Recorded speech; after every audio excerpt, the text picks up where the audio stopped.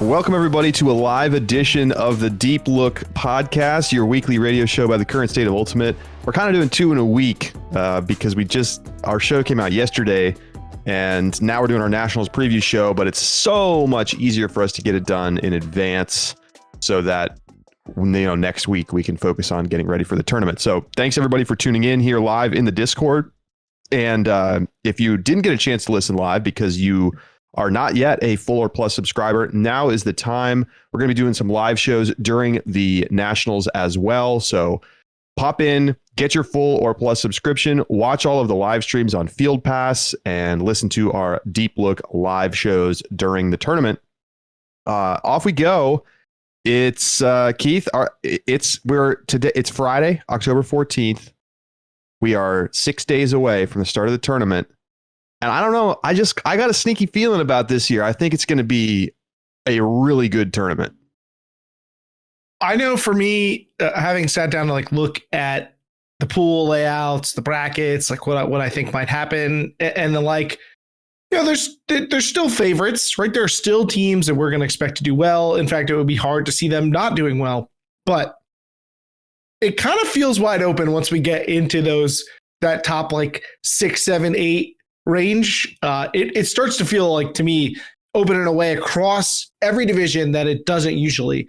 And I'm hoping that means we're going to get some really exciting Ultimate in the back end of the tournament, not just semifinals Saturday, not just in the beginning of pool play, but really over a big chunk of the back end of the event.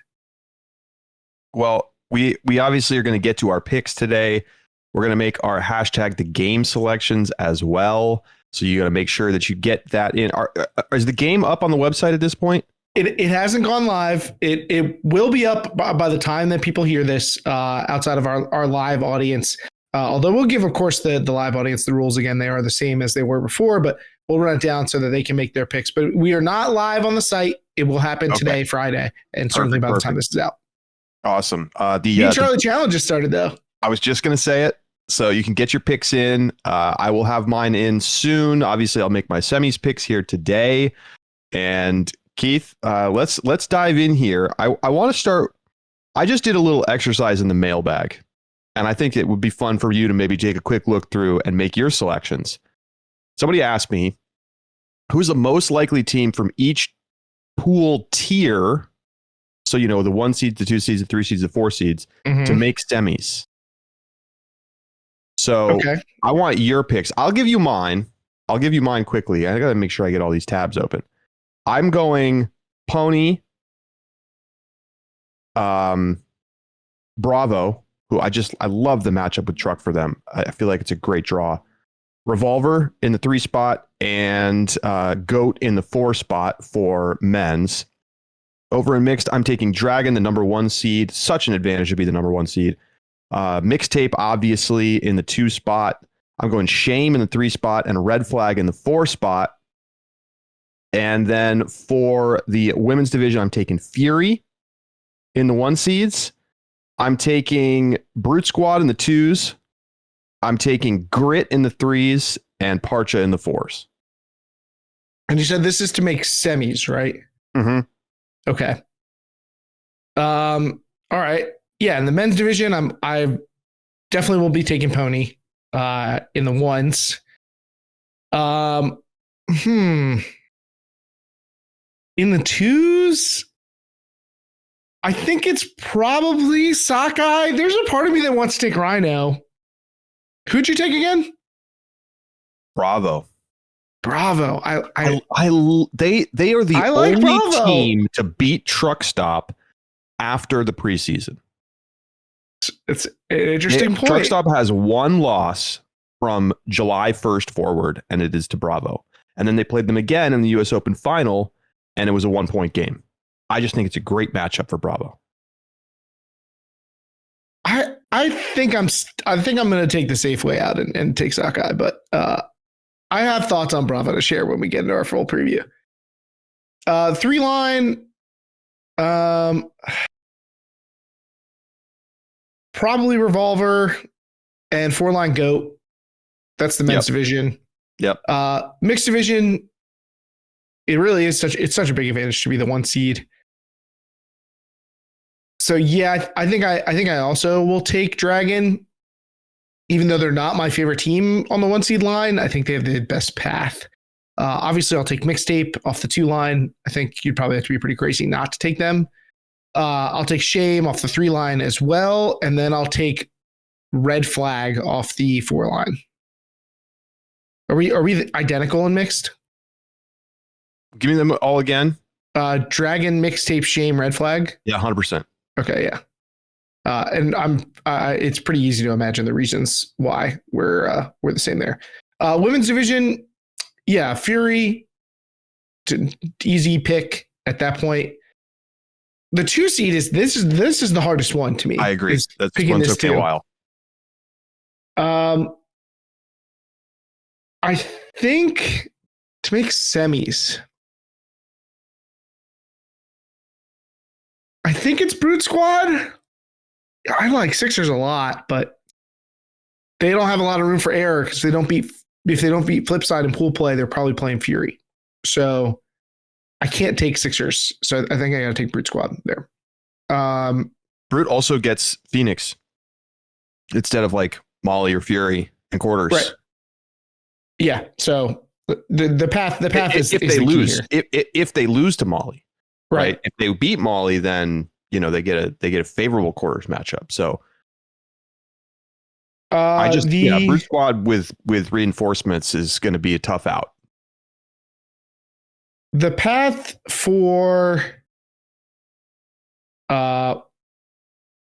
Riot, I think, is not great. So I think I'll take Schwa on the 3 line.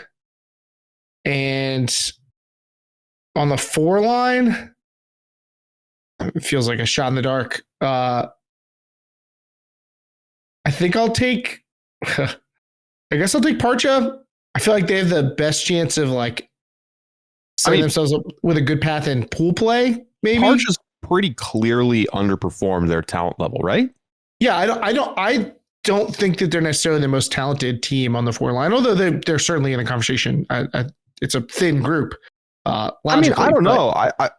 They have a World Games player on their team. Like this Parcha team should be better than it's playing right now. Nobody we are in the midst. I'll peel back the curtain if you haven't heard already, but we're in the midst of doing our top 25 club player rankings. They'll be out next week. And nobody on any of these other teams is getting any talk. So yeah, Parcha is definitely in a class of their own, I think, on that front. But Nightlock might be a more talented team on the whole, like top to bottom, depth wise, maybe, but they don't have enough top end to do. They're not making semis. Come on. Yeah, there's Parcha, but the one thing I want to justify, maybe people are surprised that I picked Grit over Schwa. I just don't think Schwa is going to beat Phoenix or Scandal. I think that's the problem. They have to play 2 really good teams in pool play. And Schwa is solid. And I know that Schwa beat Phoenix, but Phoenix was not trying in that game. They were not substituting to win that game. And I think that Schwa's probably a 3 to 4 point underdog against Phoenix in pool play. So Grit to me is in the most interesting pool in the women's division because Sixers has not exactly blown me away. They play that good tight game against Brute Squad, but otherwise the results are they're fine. But Bent was close in the game to go, and I just don't feel like we've seen that next level from them. And then you have Flipside, which I think they're a good team, but you have to have at least some level of skepticism because they've never been here before. Now, Grit is probably not going to win either of those games, but maybe they have a puncher's chance. And yeah, I think it's a tough call, but I think Schwa is just in a tough spot, and they're going to end up in the 3 spot in their pool. And I think Grit maybe has a chance to get an upset. Maybe. That would be pretty shocking to me if they get an upset. We got a great early question. Please hit us with questions in the chat.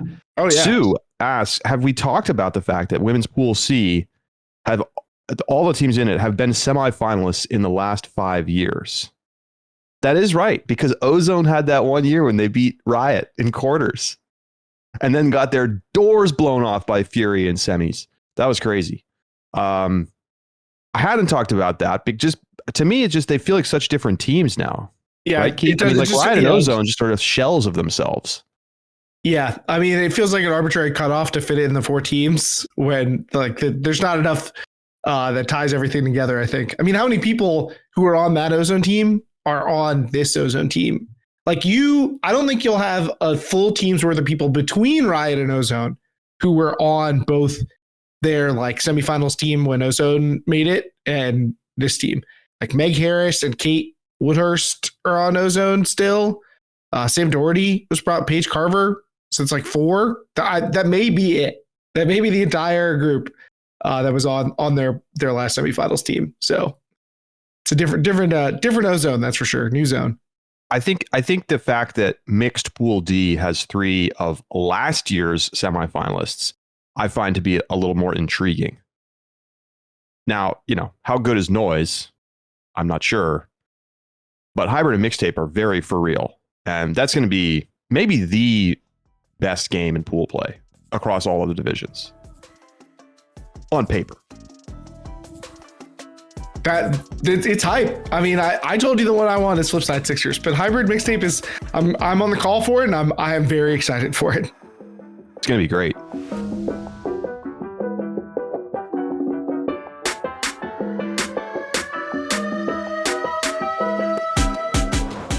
Time to tell you about Sunset Lake Cbd, a hemp farm located just outside of Burlington, Vermont. For years, Sunset Lake produced milk for Ben & Jerry's ice cream, and in 2019, they diversified and started growing hemp for CBD. Sunset Lake CBD believes that their farm-table approach is the best way for you to get responsibly produced, high-quality CBD products that actually work. Sunset Lake CBD crafts topicals, gummies, oils, and more to help with stress, aches, and sleep. I know that after a good workout, it's awesome to use some of the salve and just put some of that CBD salve. It smells really nice. It feels really nice. It's like a nice lotion on top of also, of course, containing CBD. And it really just helps make your muscles feel better the next day. Couldn't recommend it more. Check them out today at sunsetlakecbd.com and use coupon code DEEPLOOK, all one word, DEEPLOOK, for 20% off all products. Farmer owned, Vermont grown.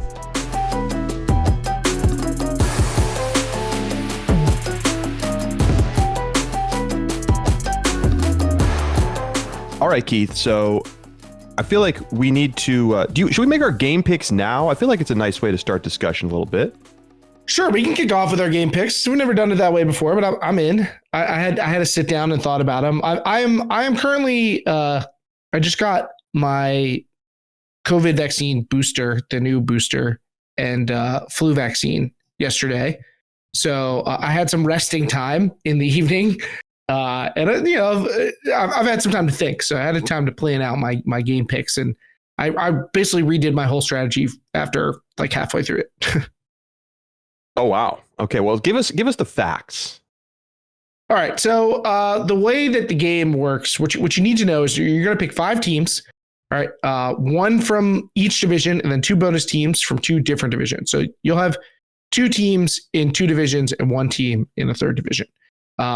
Now, the way that this works is you need to get enough total seed value to meet the limit. The threshold is 36. So you have to have 36 total points worth of seeds in your team. So if you take the 1 seed, that's 1 point. You take a 10 seed, that's 10 points.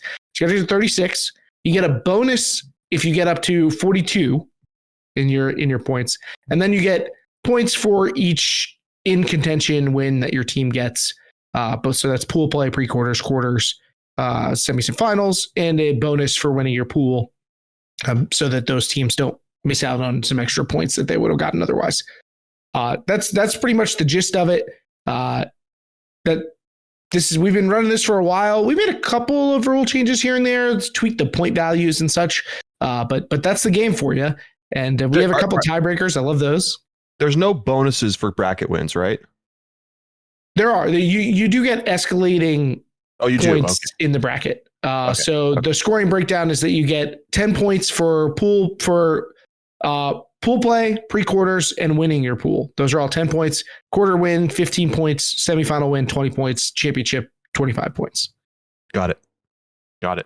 And how many teams again? 5 total teams. 5 teams. 36 minimum, 42 bonus. And you get 20 points for hitting the bonus. So it's like getting a team that won semifinals already. And you have to have one at least from each division. 1 from each division, no more than 2 from any division. So you can't load up one division with 3. Okay. So why don't you go ahead and give us your picks, Keith, since you've had some time to. Do you want all 5, or are we doing it one by one? We can go one by one. Okay. Well, let's get this one out of the way, because I have a feeling that there are 2 teams that I think are going to be the most popular. I think the game this year will be about, did you pick these teams and how did they do? Like, these are going to be defining for this year's game. And the one I'm going to start with is Mixtape. It's a simple equation, right? They are, in a lot of people's minds, the favorite to win the title. They're clearly a title contender, and they're seated all the way down to 5 because they had a wonky regular season. Like, you don't have to do a lot of explanation to lay out why this team is an attractive pick for the game.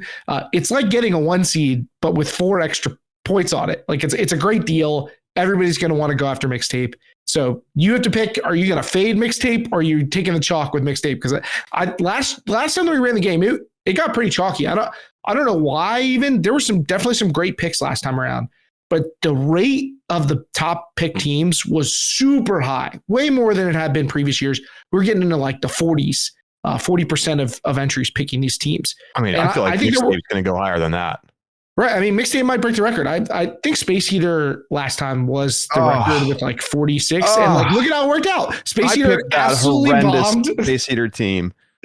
But Pony was an incredibly popular pick last time too. So that obviously did work out. So this is basically the first question you got to ask if you're playing the game. Are you taking Mixtape or not? I am taking Mixtape as well. I'm not going to elaborate on it. I think it's self-evident. I think they're the best team in the tournament. I think they have the highest chance to win nationals. And of any team in any division? No, in mixed. Okay, just checking. And and I think, where is that percentage? It's probably still only 20 to 30% total. But, that's the value is obvious with getting a 5 seed out of them. So there you go. Who you got next, Keith? Well, the other team that I mentioned and that you're going to be asking yourself, are you taking this team or fading them? Same situation, New York Pony. I think they are also the title favorite in their division. You're getting them as a 4. Yes, you're getting 9 points out of 2 teams that are probably the favorites in their division to win their respective titles. I don't know. It's hard to pass up. The only reason to fade it is if their pick percentage starts to exceed their chances of winning the tournament. Like if they were 90%.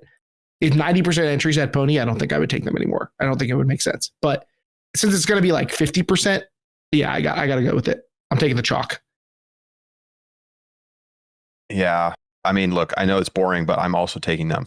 I just think this is it's the obvious value play with the team that won the world title. I mean, the argument against Pony is pretty straightforward. Double peaking is really tough. And I think that we saw them not look, perfect at Pro Champs. They got soundly beaten by Truck Stop.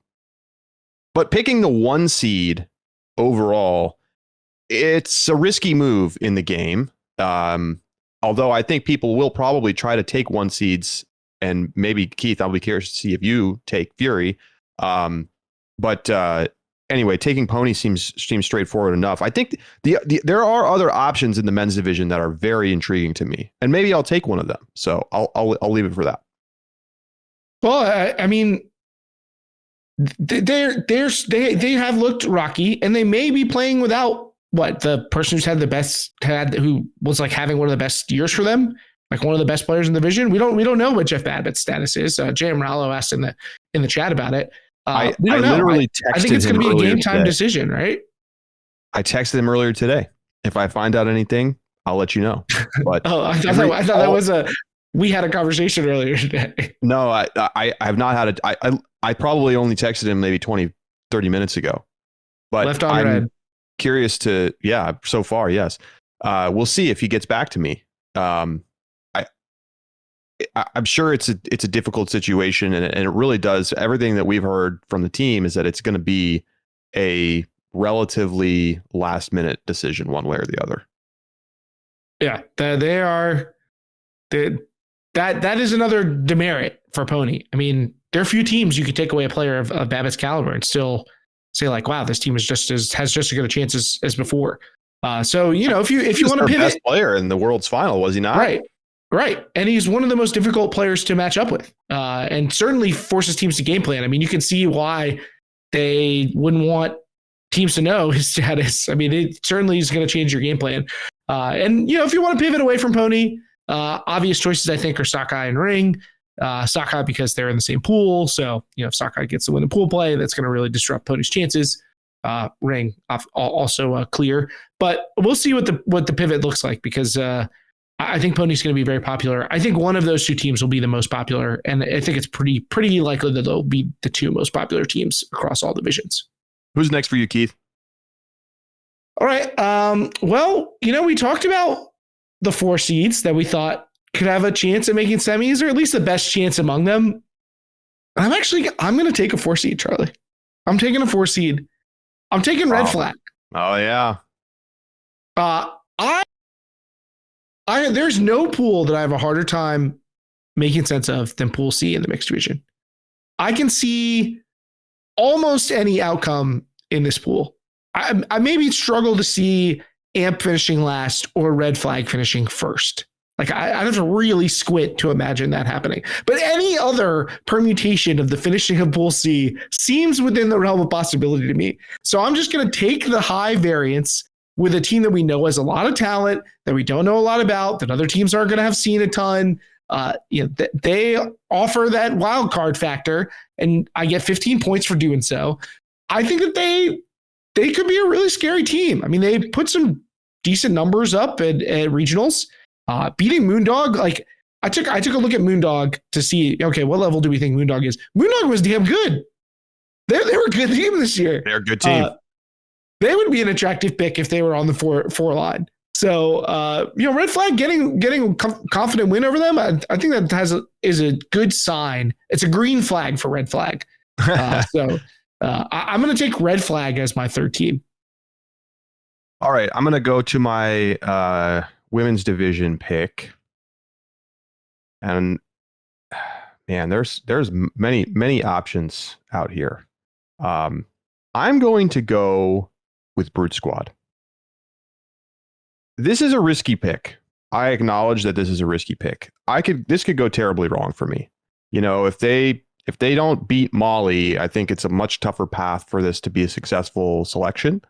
But I am encouraged by their performance at regionals, and I think that when push comes to shove, we've seen this Brute Squad team show up and be highly competitive at nationals year after year after year. Now, the talent's not quite what it was, but I mean, on the other hand, you add in Levka Walczak, like she's a top 15 player in the world right now.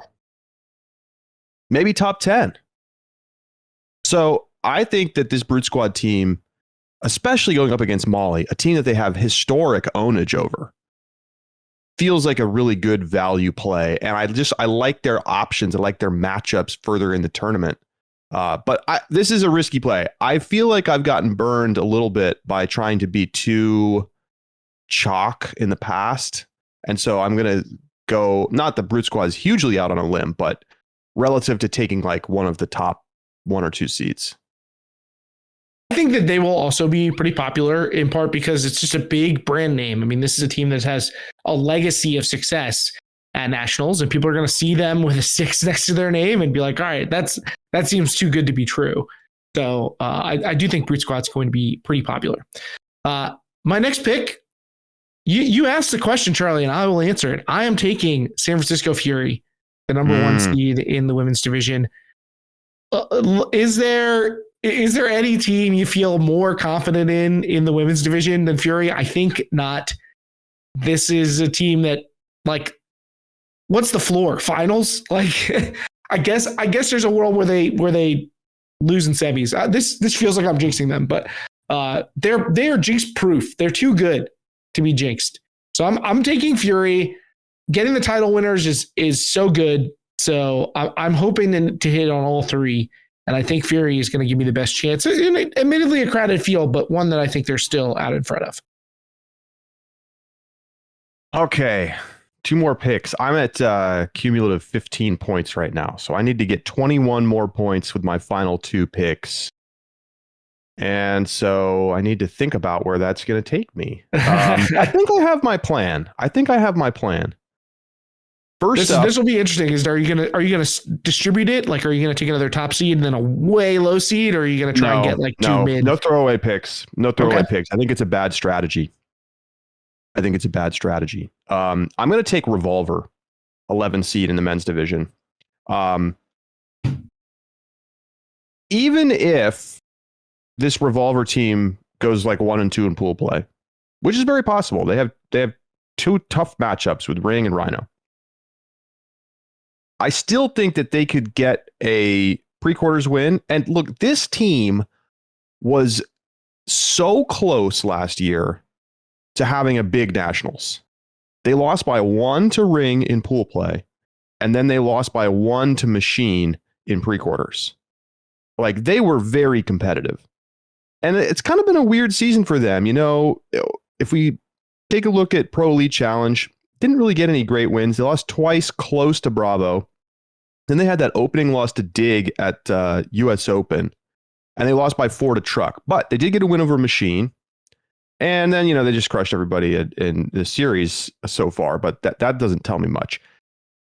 I just think that there's still enough talent on this roster to cause problems, and getting a legacy.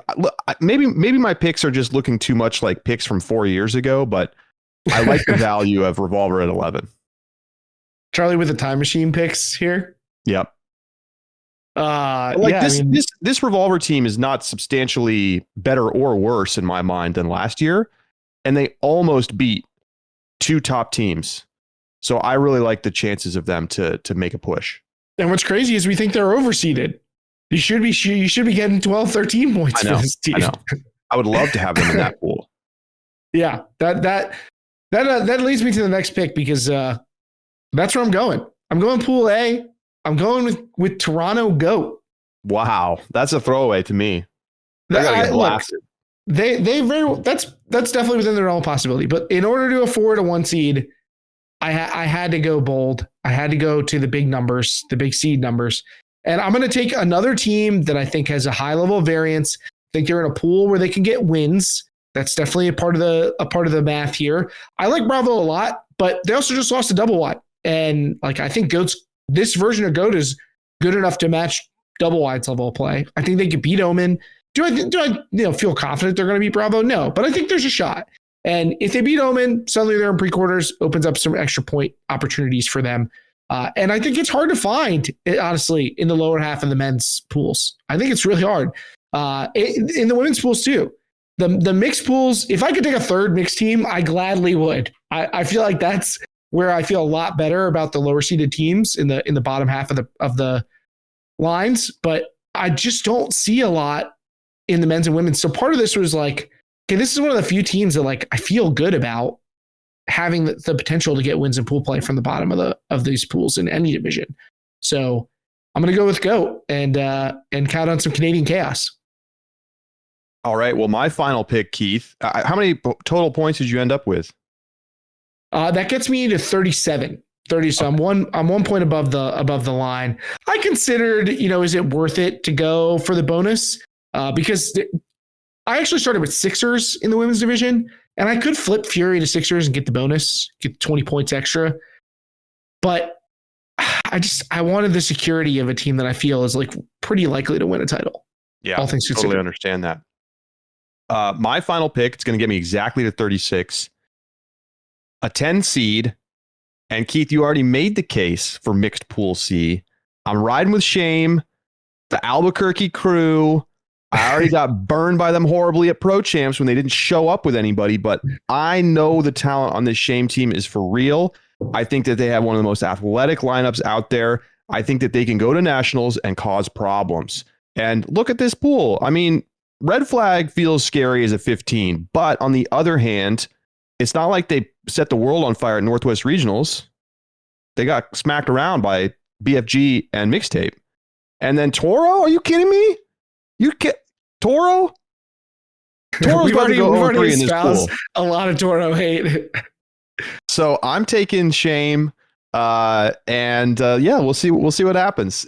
I feel like I'm either going to do amazing or just have a horrendous, disastrous set of picks here. But I have 2 teams that I think can win the title outright. And then I have 3 teams that I think can outperform. And I feel pretty good about it. I mean, Toro did beat them heads up. So before any Toro fans out there start to yell at their speakers or their headphones right now, Toro did beat Shame in a heads up matchup at the Pro Champs. But because Shame was like, let's send a couple of our cats and ridiculous. But I also think that it's easy to worry about Shame's foibles at last year's Nationals, but is there any team you think would be less phased by mistakes of the past than Shame? This is a team that I just don't think they care. They just don't care if they played poorly last time out. Doesn't bother them. I have to be honest. Does this Shame team have the same vibes of the Shame teams from a few years ago that were drinking margaritas actively on Thursday night after pool play? I kind of feel like not. It feels like a little bit more serious to me now, but I don't know. I'm willing to bet that they still have some of those vibes. The roster didn't change that much. Yeah, so we'll there you go. There's our picks.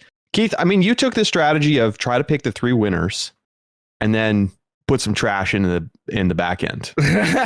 Goat and red flag. I mean, that very, very plausible 0-3 teams. And I took more of a middle road, and we'll see.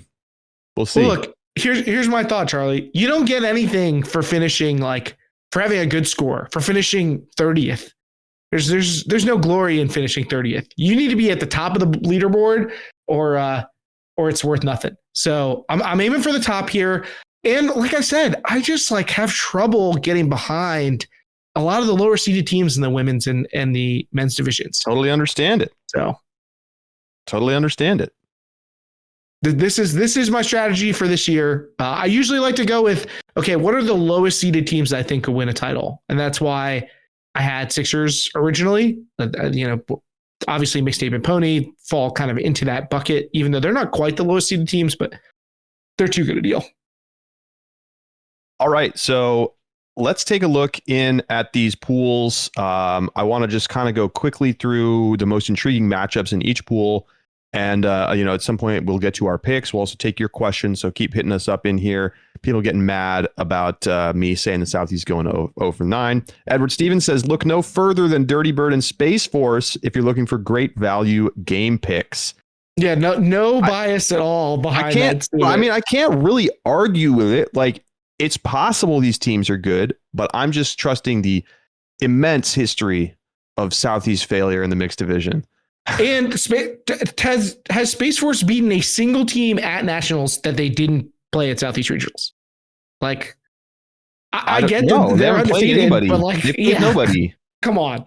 It's like the Cincinnati men's ultimate, qualification move. But I mean, they won the region, so I got to give them credit for that. Yeah, and you know what? I got some Southeast love coming. So teaser for Southeast Mixed. I have some Southeast Mixed love coming. All right, so let's start in the mixed division, and we just want to go through the pools here. Pick out key games where you think the pools are headed.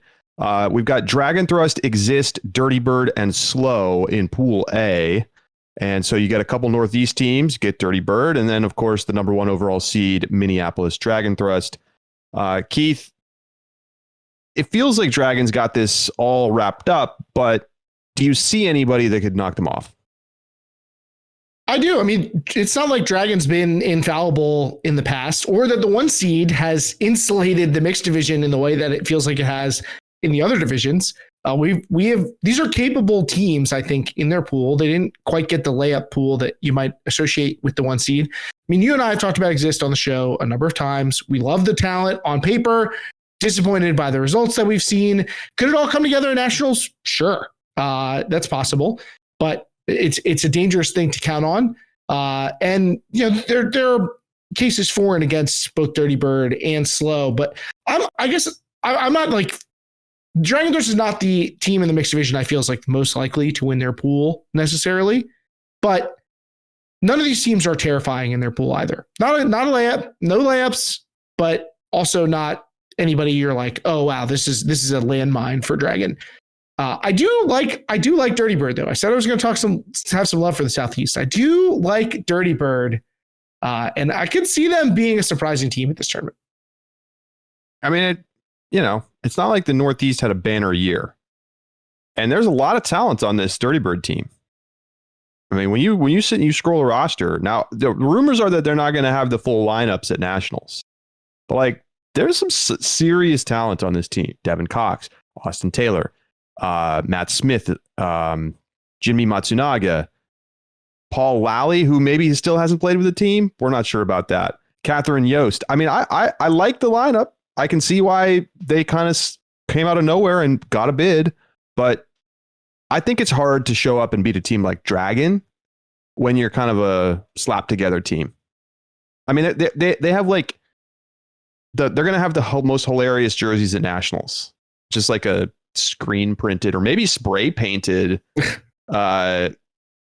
just like the weird Dirty Bird logo. And I think it's tanks. So, I mean, they're just out here having fun, and that can be a recipe for success, but not against a disciplined team like Dragon. No, I think them getting one over on Dragon is unlikely. They do play that's like their first round matchup, and if you wanted to get Dragon on their heels, I think that would be the time. It's not like they're going to have a lot of chances to study up on this Dirty Bird lineup. So the first round, especially the first half of the first round, I always find is like there's not a lot of separation. You see a lot of sloppy play. You see a lot of teams playing close. So if Dirty Bird could try and get in a half with a lead against Dragon, like that could be the ticket. That could be the ticket. But honestly, I have Dirty Bird losing to Dragon, but I think that they're gonna get out of this pool. I have them beating Exist. Oh, wow. I have Dirty Bird. I have Dirty Bird beating Exist and getting into the bracket. Wow. I'm not fading Exist again after regionals. I think that they'll finish second. You faded them too hard. Yeah, I overcorrected. I think it's a favorable pool for them. Obviously they'll probably lose to Dragon, but I think they have to feel pretty good about the bottom seeds below them. Okay, Pool B, BFG, Polar Bears, Space Force, Love Tractor. I find this very interesting, this pool. BFG, of course, will be the favorite here, but they don't feel as unbeatable to me. And this gets me to a point that I want to bring up right now. All three of the two seeds, the overall two seeds at this tournament, so that's BFG, that's Ring, and that's Flipside, all lost at regionals, Keith. Very interesting. Now, obviously, you could argue that specifically for Flipside, who lost to Fury, and BFG, who lost to Mixtape, that the two seeds lost to the presumptive favorite to win the tournament, the national championships. Now, Ring lost to Chain. We'll get to Chain. I think Chain is a fascinating team. I considered them a lot for the game, but I don't really like the trajectory for them through the bracket. But they get this really nice win over Ring. They're integrating one of the most impressive players from the World Games this year in Tom Tullett. And so I think they're going to be fascinating to watch. But BFG, back to this Pool B. Can one of these teams spoil BFG's day? BFG looked terrible at WUCC, but has certainly played better in the club season. They lost to Kansas City United in their first game of the year, and then otherwise haven't lost to anybody except Mixtape, who they lost to in the regional final. But they had beaten them earlier in the season. So what do you think? Is that Mac Taylor's music playing? Like, is that the Mac Taylor theme song? You got to think that a Polar Bears team with Mac Taylor on it has a shot. Like, I think that this team, they should have been seated higher. Like this is a team I think that is probably better than a 7 seed. They beat Mixtape earlier this year for whatever that's worth. They beat Toro earlier in the year. They beat Dragon Thrust. Like I don't see why they lost their heads up to BFG, 11-7 at Fruit Bowl, but they have beaten teams of this caliber before. And so they are a rare team, I think, that has the evidence already that they can beat top seeded clubs. And it isn't just, obviously Mac Taylor makes a big difference. He takes on a lot of touches. He's going to be high on their stat sheets. If any of the other games have been any other indication. But Piers McNaughton is another one of the experienced players on the roster who can make a big difference for them. Molly Munson, Amanda Moreau, Margot Sturt. I think she could be a difference maker for them if she's feeling spry. But I think that she is a X factor kind of player for them. I was really impressed with Margot Donahue when I saw her at US Open. So there's a lot to like about Polar Bears. They got a little bit of a scare from Mischief at sectionals, but it's sectionals. Come on. I think Polar Bears could beat BFG. I do worry that BFG has enough strong matchup defenders to kind of take Polar Bears out of their game. I've heard a lot of hype about Connor Belfield as a potential defensive player of the year for BFG. So I'm not necessarily looking at this upset, but I do think it's within the realm of possibility. I mean, I agree with that. I think, but the problem I have with Polar Bears is that I've just seen way too much sloppiness from their offense. Yeah. To really feel like that they can go out there and beat a team in BFG that's going to be disciplined offensively. And I mean, I think it's the reason they won the tournament last year. Cheryl Sue and Mario O'Brien were just like, we're going to go down the field. We're never going to turn it over. And then they won the national championship. Now, I don't know if they're as good this year as they were last year, but they feel like a team that's poised to beat Polar Bears, a team that kind of wants to sling it a little bit more. Even if I think that, maybe their offensive ceiling isn't quite what it was a year ago.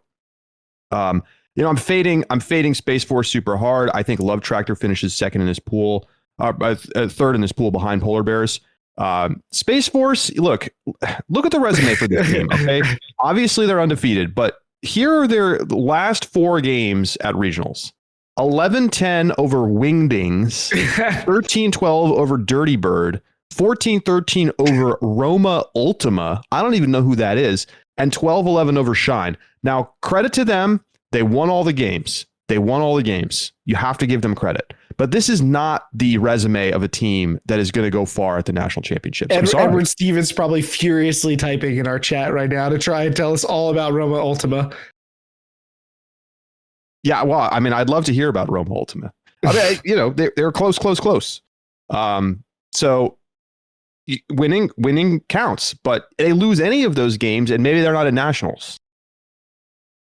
You can't survive like that. Not against the good teams at nationals. You're not impressed by an 8-7 victory over Flytrap?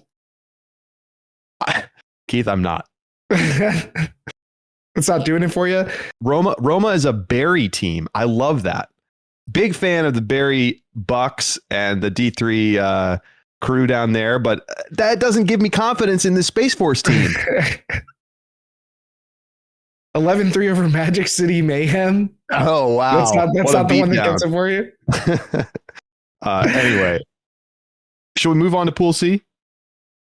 So you got Love Tractor over Space Force, right? I mean, you got to stick with your potential 0-3 bold call. So I think you do, and you know what? I think I do too. I think I got Love Tractor over Space Force as well. Yeah, let's go to Pool C because I think I can talk about this one probably all day. This is a crazy one. Amp, Toro, Shame, and Red Flag. What do you do with this? What do you do with this set of teams? Well, the first thing I do is I say Amp is getting this pool easily. You heard it here first. I think there's plenty of opportunity for chaos down the board, but Amp is the kind of team that goes into these kinds of games and just destroys the teams below them. Where do you feel who's beating Amp? Maybe Shame. Maybe Shame has a chance. I don't think Toro or Red Flag have a chance at all to beat a team as talented and disciplined as Amp. You mean an AMP team that's lost to Public Enemy and exists this year? That same AMP team? I understand. But how much stock are we going to put in the crossover challenge? That one you're fair to. It was a long. And then they went on to win the U.S. Open. I mean, I know that was a bizarre game for them to lose. Coming off of that, remember we had Lawless Amp on the stream, and it was like the biggest beatdown of all time. Lawless just getting embarrassed. I mean, look, and you go to Pro Championships. There's Toro 13-12 with Amp, so it's not like they have not. That they're unbeatable or something. I don't even necessarily think that they're going to be in the finals of nationals, but I just feel like this pool, to me, it sets up for them playing very strong and easily winning. I mean, I definitely, this is the pool where all of the teams I feel like have just such a wide range of outcomes. Like I think that Toro and Shame and even Red Flag are all really talented. Teams that when they're playing well, I would be really scared of. And so that I think that those teams have all, however, also had weird inconsistencies. There's reason to doubt all of them. And AMP, they've had a little bit of that in the beginning of the season. I still worry a little bit about how they played at nationals last year. Hybrid ended up being, obviously a good team and they dropped that game. But they got knocked out in earlier than usual. Like they went 3-3 through their first 6 games. Like it's just not what you expect from AMP typically. And having such a tough pool where any one of these teams could jump up and get them, that makes me a little bit nervous.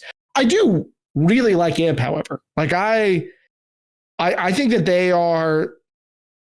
I mean, I think I see them at the level of BFG. Like I think they're that good.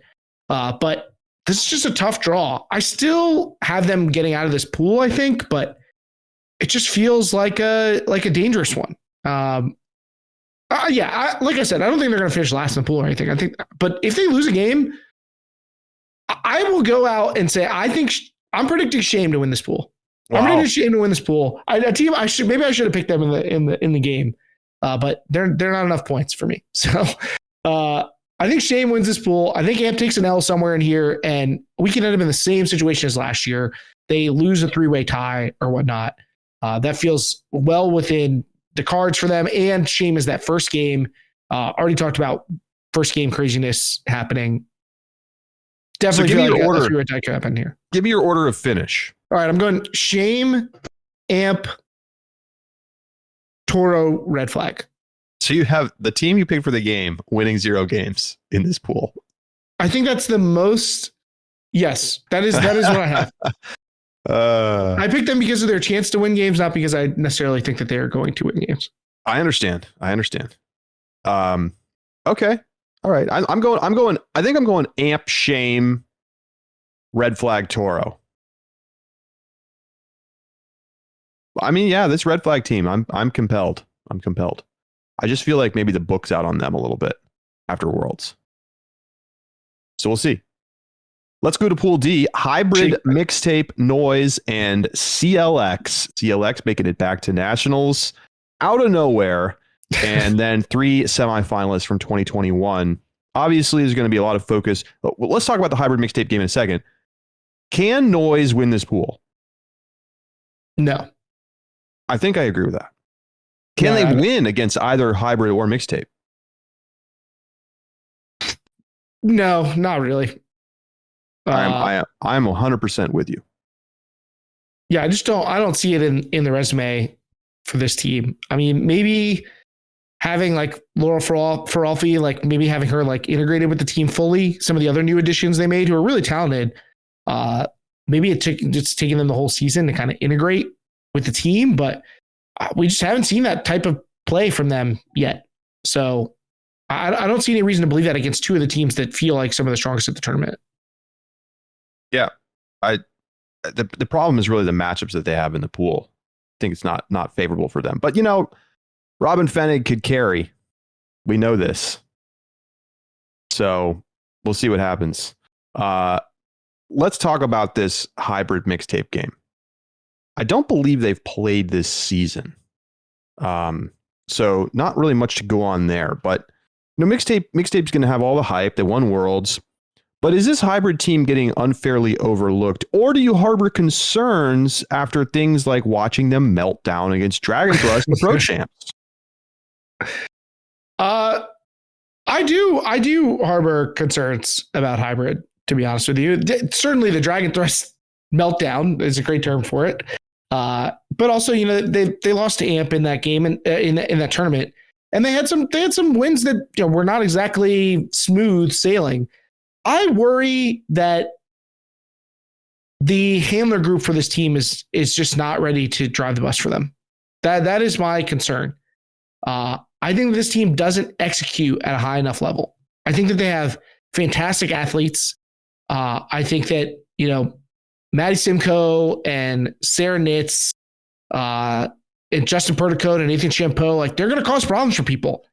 But they will get breaks. They will get breaks. Yeah, I think so. And don't get me wrong, Raymond Liu and Tracy Lowe have incredibly skillful throws, but I just don't find them super consistent. This O-line, I think, just turns the disc over more than I would like to see. I don't know how, what Connor Lucas's status was. I don't think he played with them at Pro Champs, and obviously he can make a big difference. Huge difference. Yeah, I mean, he could be the thing that changes over their offense. But I don't know. I don't know what we're going to see from this team. And I do think that they're going to be a strong defensive team. I think that they're going to occasionally have those times when their offense is just dialed in, and Lou and Lowe are able to hit a lot of those really hard throws. But I also think there's times when that's going to punish them. So I am a little bit skeptical of hybrid's ability to execute at the level needed to consistently go against championship caliber teams. Yeah, and here's the thing about hybrid: they might lose this game to Mixtape, but they can still make semis. I mean, I think they're a good team. I just think that they're not as good as Mixtape. I in fact have them doing just that. I have them losing this game and reaching semifinals. There you go. I mean, so them losing to Mixtape does not banish them to, oh, what a terrible loss or something. Really, you should just look at this as hybrid being the 2 seed in the pool. That's how I'm looking at it. And I have this pool basically going 2 seed in that sense: Mixtape, hybrid, noise, and then CLX. But I'm excited to watch the game because I think that the athleticism from both Mixtape and hybrid should make for a very entertaining contest. It should. I'm excited to be on the call for it because there's a lot of playmaking to be had here. Let's do it, Keith. It's time to make our picks. Semifinalists out of the mixed division. Who you going with? All right, I drew on my entire path, and it made me very sad. Predicting Amp to lose in pool play, put them on a path with Mixtape. And I feel like those are 2 semis teams. I think those are 2 teams I could see in finals together.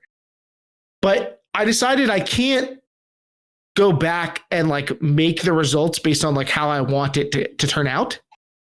So I just had to leave it as is. So I had to leave Amp out of semifinals, and it is painful. I've been riding for Amp all year, and it's crazy to leave him out, but here's where we are. So I've got Dragon and Mixtape going at it, and hybrid and BFG. Those are my semifinals teams. Pool 2D crosses over with 1C. Is that right? Yes.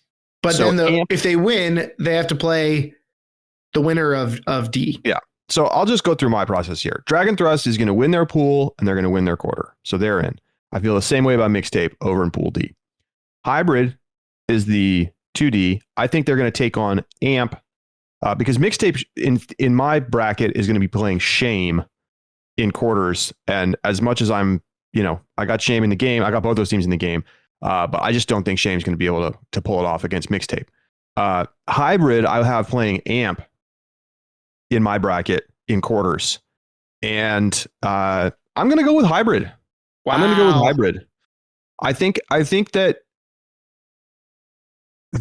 both teams have the athleticism to win the game.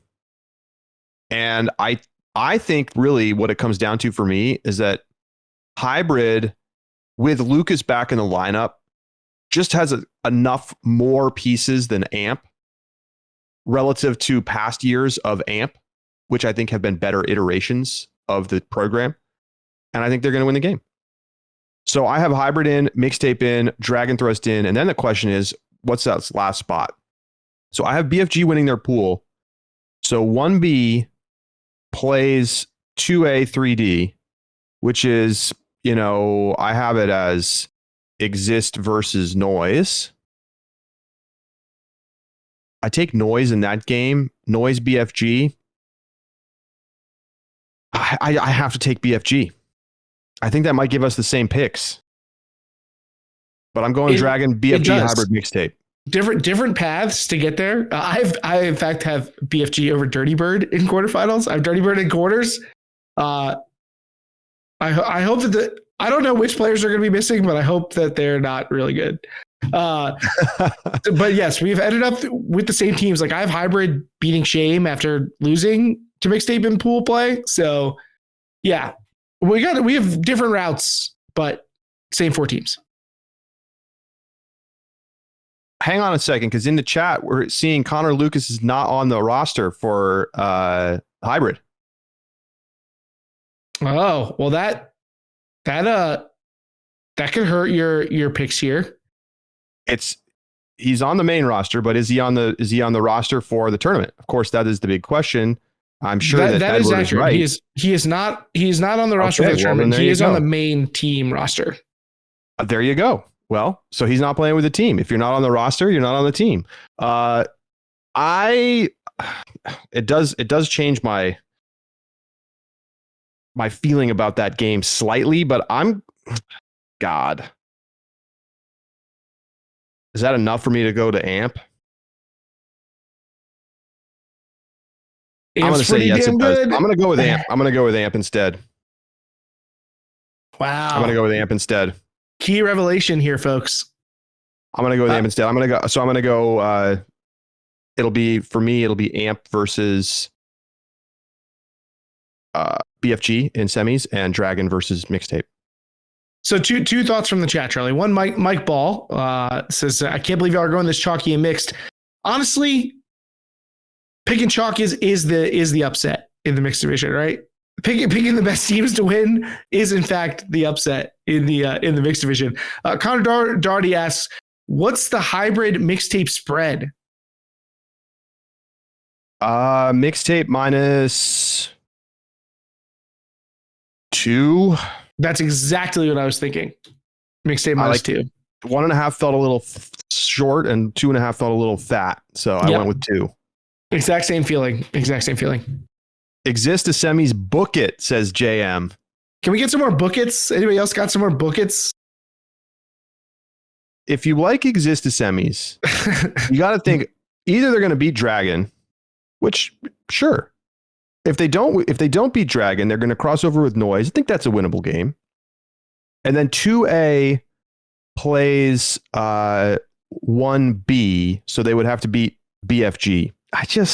It's too tough a path. Yeah, but what if they get Polar Bears? One and Polar the 2 beats BFG? I mean, anything is possible. But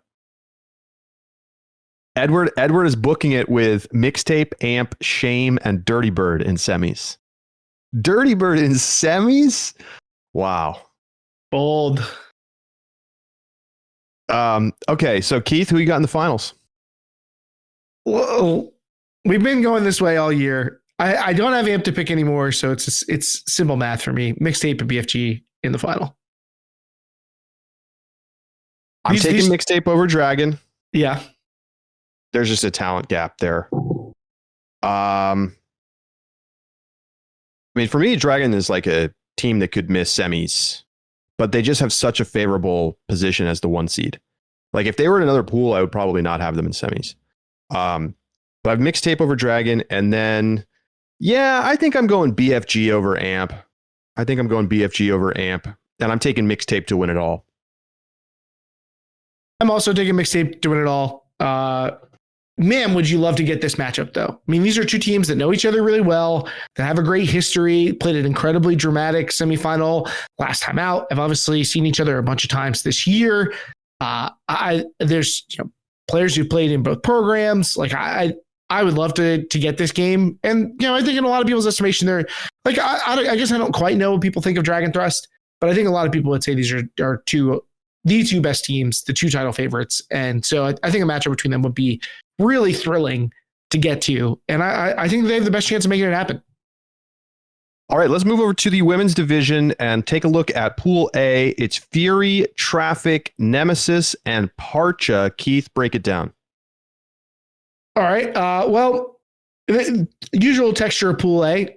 Fury, number 1 seed overall, and looks like it's going to be tough for them to get upset.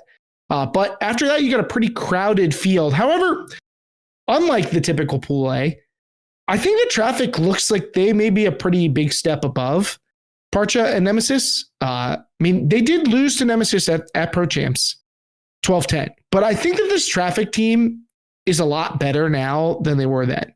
We don't quite know what Catherine Menzies' status is going to be. Obviously, that's going to make a big difference if she's able to go and at what percentage she's able to go. But there have been mixed reports about whether or not she's going to play. However, when you look at how they played at Northwest Regionals, they beat Schwa 14-10 and 13-7. And I think Schwa is actually pretty good. So to me, that speaks to a team that's playing at a better level. For reference, they beat Schwa 14-12 at Pro Champs. So they already started to push out their advantage from there. I think this is a team that's playing at a higher level than we saw at Pro Champs, and I think is going to be underestimated by a lot of teams coming in. Traffic has been a pretty consistent program. There's a lot of organizational experience here as well. There's definitely some talent. I know that folks from the area have been hyping Sarah Norton as a name to watch. Madison Ong is a young player who's already having a big impact on the elite club level. Terry Whitehead has been doing this forever, still able to get goals. It's just a timeless classic. And then they have a couple of transplants like Sarah Eklund who's also will be a factor. I think they've gotten the reps without Menzies. If they don't get to play with her, they'll find a way. And if they do get to play with her, obviously they add in one of the most electrifying players in the division. So I kind of like Traffic to have a pretty big advantage over Nemesis and Parcha, who I think look pretty even on paper. Yeah, I'm calling just straight chalk in this pool. I think even with Menzies, Traffic still just doesn't have enough to beat Fury. But I also think Traffic is getting slept on a little bit as a team in the conversation to make semis. So we'll get there. But Erica Bacon not on the roster for Parcha. Whoa. For nationals. Tough. I don't know what's going on. I feel like a bunch of people were playing with teams and then dropped. I don't know the details there, but that's tough for them because she's really good, and it makes me glad I didn't take them in the game. Well, this is one of the challenges that we get of recording on Friday before the tournament. I'm sure our reporters will dig into some of this stuff, and often we get to reference it. But it's pretty convenient to record now. But I look forward to hearing what our reporters find out about some of these absences. This is huge. Yeah, that's massive. That's massive. Let's go to Pool B. Flipside, Sixers, Grit, and Nightlock. A lot of people looking at this top 2 matchup as a potential flip with Sixers getting the win. But Keith, how do you see it? I went back and forth on this matchup a lot. We talked about it on last week's show, however you want to look at it. I like Sixers. I think that they are, to me, they're basically the end of the list of teams who I think are in championship contention. And Flipside's unproven like that. They've had a good year. I think they're going to be a good team. I don't think that they're fakes or anything like that, but it's just difficult to show up in nationals and be the team that you want to be the first time you do it. While Traffic has certainly Sixers has certainly taken their lumps along the way. This is a team that's been in the final before. This team has the experience, I think, to benefit from being at nationals. They know the rhythms of it all. Now, that said, they don't have a lot of marquee wins to get you really jazzed about Sixers' potential. They played close with Phoenix. They beat Brute Squad when Brute Squad was playing an absolute worst we've ever seen them play. That's about it. I do give them a little bit of a second season pass, the same thing that people are saying about your ponies and your rings. So I do expect them to be pushing to play a little bit higher level at nationals. But Flipside's really good. I have trouble handicapping that matchup. I think it's going to be closer than a theoretical book, aka Charlie, would make it. But I still don't know if I could pick Sixers to take the win. I do think that they are well above Grit and Nightlock, and I have a lot of trouble seeing an upset from the bottom of the half of the pool to the top. All right, let's look at some results for Flipside this year. 15-8 over Riot, 15-6 over Nightlock, 15-12 over Molly Brown, lost 14-13 to Fury. At regionals, they played a lot closer with Nightlock. They also got blown out by Fury, but they were sitting starters a bunch in that game. So, I mean, I just have to look at the data on this Flipside team and acknowledge that when I look at that in combination with this roster, which is very impressive and is filled with extremely good players under the age of 25, like it's easy to get caught up in, the players that we have known for years and that have kind of defined the generation and think about them as the ones that are really going to get it done. And, to be fair, some of the iconic players really do that. Opie Payne is out there balling on the field every single season, but people get older. People lose a step. It's the kids who come in who are great, super talented college players that step up into club that end up becoming the faces of the next generation. And this is a perfect changeover team. Wouldn't it be something if this Flipside team won nationals, beat Fury in the final? There are these momentous moments, really well spoken, beautiful stuff. You have these spots in the sport where you see Jam finally loses to Revolver, and that changes everything. This Flipside team is probably not there yet, but I wouldn't be blown away if they won the title. And I know that says a lot, but this team has passed all of the tests this season. And when I look at the roster, I see all the signs that they could be great. So I'm taking them comfortably over Sixers. I don't think that's going to be a contest. I think it's not going to be that close.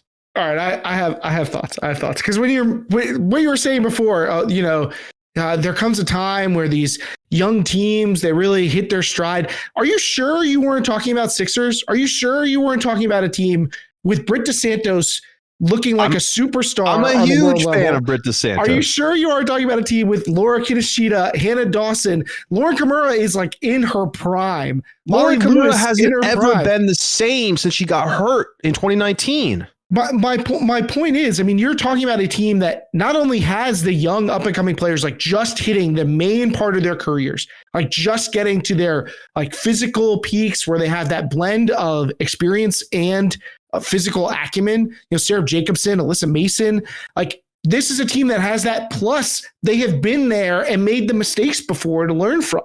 What happened to the Charlie I used? What have we done? 400 shows together? What happened to the Charlie I used to know of? You got to stick with the programs. You know how the programs are.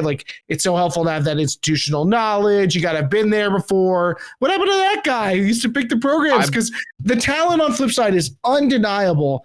But I'm surprised that you aren't hung up at all by the fact that this team didn't exist last year. I understand. It's definitely the knock on the team. But I just think that they're going to have more talent than almost every team they play at the tournament. Now, am I going to take them against a Fury or a Phoenix or a Molly in a rematch? I don't know. I gotta think about that as we get towards the bracket. But they are for real. They have World Games player on the roster. I'm telling you also this. Players are built different in California. How dominant has the women's division been out of California for all of these years? It's crazy. I don't know what's going on in the college programs out there. The coaches at Stanford, and then now we got UC San Diego. All of these teams are producing these tremendous players that are going on to massive success. And many of them have kind of just ended up on Fury, and you don't even think about them because they're the 15th player on the roster, and yet they would be a universe line player for every other team in the country. And a lot of those players are now on this Flipside team. So I'm telling you, that's not going to be a contest. And I think Britt DeSantos is great. I think the Sixers is a good team. But I think Flipside is the real deal, Keith. I'm interested to see what they really can do, because you're right that they certainly have put together the regular season resume of a team that can compete. Like I think their resume looks just about as good as anybody's aside from Fury's. But look at all the players on this team. And it's not like they don't have veterans. You know, it's not like a college team. If they were just college kids, I would not be as high on them. But they have the vets. They have Kayla Helton. They have Gina Schumacher. They have Dina Slattery. And then they also have all of these amazing young players out of UCSD and a lot of the other California programs. Ava Hanna. You tell me Ava Hanna can't be a star in the club division? Come on. And obviously Dina. Dina could be the best player in a year or two in the club division. You can say, look at all these players. How many of these players have been on teams that have played in semifinals at club nationals? 2, 3, Dina Slattery, Dina Elamelek, and Kayla Helton, right? Like, is that it? That really may be Gina Schumacher, I guess, played with Mischief. Like a lot of these players have played in big games in the college division, big games, national championship games. By the way, Keith, sorry to just interrupt with this. Caleb says in the chat, confirmed that Bacon is going. Bacon better get in touch with the roster people. Okay. This is so aggravating to me that it's not clear to me, because Bacon is not listed. You can go and you can look at the partial roster page for the national championships, and Erica Bacon is not on it. Not on it. Now, is that because they made a mistake? Is it because USA Ultimate made a mistake? How are we supposed to know the basic facts about who is on a team? This drives me insane. I cannot stand it. I cannot stand it. I look forward to someone in a group me or whatever being like, look at Ultiworld, doesn't know anything. They put in their preview, Bacon's not going to be there. Like, God, they're so stupid at Ultiworld. But it's so frustrating to me. Like, why is this happening? Why is this happening? But Ben says he can clarify the Bacon thing. Now just put it here in the chat, Ben, and we'll come back to it. So anyway, Keith, are you taking Sixers on the upset or are you not? This is one of those things that I told you, like, I had to go back and forth on my picks to figure out exactly what I was going to do. I'm doing it. I'm taking Sixers to get the upset. Give it to me. Let's do it. Let's ride, baby. Look, it worked for me before to take Sixers in the upset. Oh, that's true. You did. You have the number one Sixers upset pick of all time. I gotta count. I gotta have faith that Toronto's got me. I've go in the game. I got Sixers here. Okay, amazing. Erica Bacon is going to be not playing. She's going to be sideline support because she's pregnant and it has been prescribed that she not play any longer. Well, so congratulations to Erica. That's fantastic. My rant may be a little premature given that she is in fact not playing, but she will be there, which is great. So a funny way to find this out, but congrats to Erica. I hope that people who are supposed to know already know this and aren't finding out from this podcast. Yeah. Yes. Agreed. Okay, so let's move to Pool C. Molly Brown, Brute Squad, Riot, and Ozone. As pointed out earlier by Lindsay, all national semifinalists in the last 5 years. I can't believe there are more pools. I feel like I really spent myself on that last one. And yeah, we only talked about half of the teams in the pool. But yeah, Pool C, I have some similar feelings about Pool C as I did in Pool A. I mean, I talked about earlier in the podcast about not believing in a lot of the teams below the second line. Ryan and Schwa, the two Northwest teams, kind of budged that a little bit. I do think Riot's actually pretty good. I just think it's going to be tough for them to beat Molly Brown and Brute Squad. I think they're that much better. That middle layer is very thin. For me, it's Traffic, Schwa, and Riot, the three Northwest teams. But it does exist. So I think that they have the goods to be competitive with Molly Brown and Brute Squad. And maybe that puts you in a position to get an upset. But I think a lack of experience is going to hamper them. So we're mostly looking at what's going to be happening at the top. Molly Brown and Brute Squad. Are we back? Is Brute Squad back? Are they rejuvenated after regionals? After getting some reinforcements, are they back to the Brute Squad that we know and love? I mean, that's hard to say. But given the history with them and Molly Brown, I get why you're tempted to look at Brute Squad as getting a potential upset here. But man, Molly Brown looks so damn good during that regular season run, and the things about them that looked good looked very sustainable. Like, we're seeing the Cardenas twins play at an extremely high level. We're seeing the athleticism on their defense shine. So, I mean, I think that this could be the best defensive team in the division. And taking that away from Brute Squad, taking away their superpower, that feels like a way to upend the history of this matchup. I mean, I certainly think Molly should be considered the favorite here. But I think the fact is nobody really knows, except maybe Brute Squad, how good they're going to be. Because we didn't see a full lineup from Brute this whole year. And there's no tape. There's no tape. They're a mystery team. Now, their results from the season are uninspiring. They're uninspiring. I think by that, you probably set the line at like Molly minus 3.5. But if you give me that, I'm taking Brute. At the end of the day, I think Brute could upset Molly, but I'm not going to pick it. I took Brute in the game because I think that they have high upside for being a 6 seed. But I do think Molly is going to win this game. And at least past that first test, Molly's got other demons to conquer later in the tournament. But I think that they'll pass this first test. I just think that for me, like, Valeria and Manu right now are top 5 players in the world. And obviously, Claire Chastain continues to do her thing. Lisa P has been, frankly, is underrated right now. I just think this Molly team is extremely good, very impressive. They have young pieces, they have the veterans, and they have like multiple top 15 players. Like, to me, I kind of wonder how much longer is the window open for this team.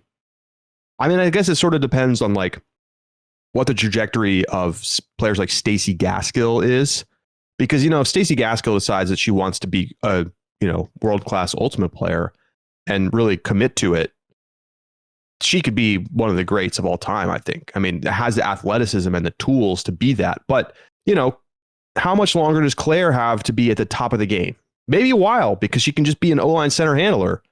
But this feels like the year for Molly. It feels like the year.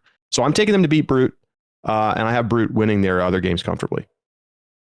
I think that's a great point about Molly Brown. It does feel like the year. Like, they've done all the prerequisite stuff, and like there aren't really a lot of excuses anymore. Although I'm sure the Riot teams that had to settle for second place over and over against Fury that were incredibly talented, they feel the same way. Like, hey, we didn't really have any excuses anymore, but Fury's just really, really damn good. Molly should be considered the favorite to make the final, right? I think so. I do think so.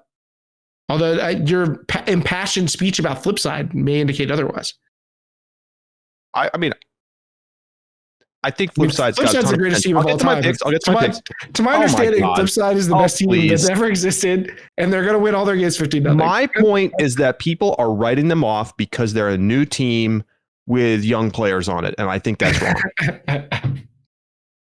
Don't let me troll you. Come on. All they've done is prove all season that they're really good. Anyway, I've got Molly Brown winning this pool in this matchup.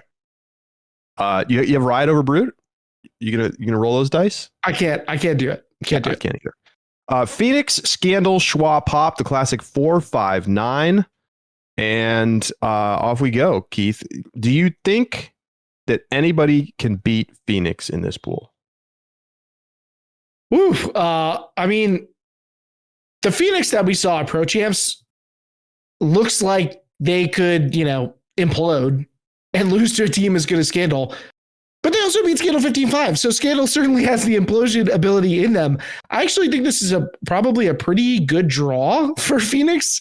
There was an early season win for Scandal over Phoenix at their like showcase game or whatnot. But I don't know that there's a lot else to make you feel like, Scandal has that game was a fluke or whatnot. I don't think that Scandal's going to lose by 10 to Phoenix again. Like that seems unlikely, but I do think that they're sizable dogs. I mean, outside of, I would say this is the second highest spread of any of the 1-2 matchups. I think you're probably talking about Phoenix like -3.5. So, if those Flipside and Sixers and Molly Brown Brute Squad matchups feel a lot closer than this. But I will say, well, I'll let you, do you have thoughts on Phoenix Scandal to share? Dream matchup for Phoenix. Dream matchup. I feel like they would much rather have them than Brute, probably than any of the other 2 seeds, because they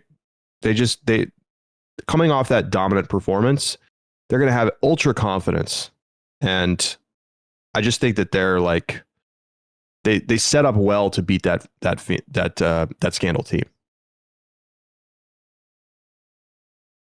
I want to know what percentage we're going to get Ann Worth. I'm ready for 100% Ann Worth. I'm sure she's ready too.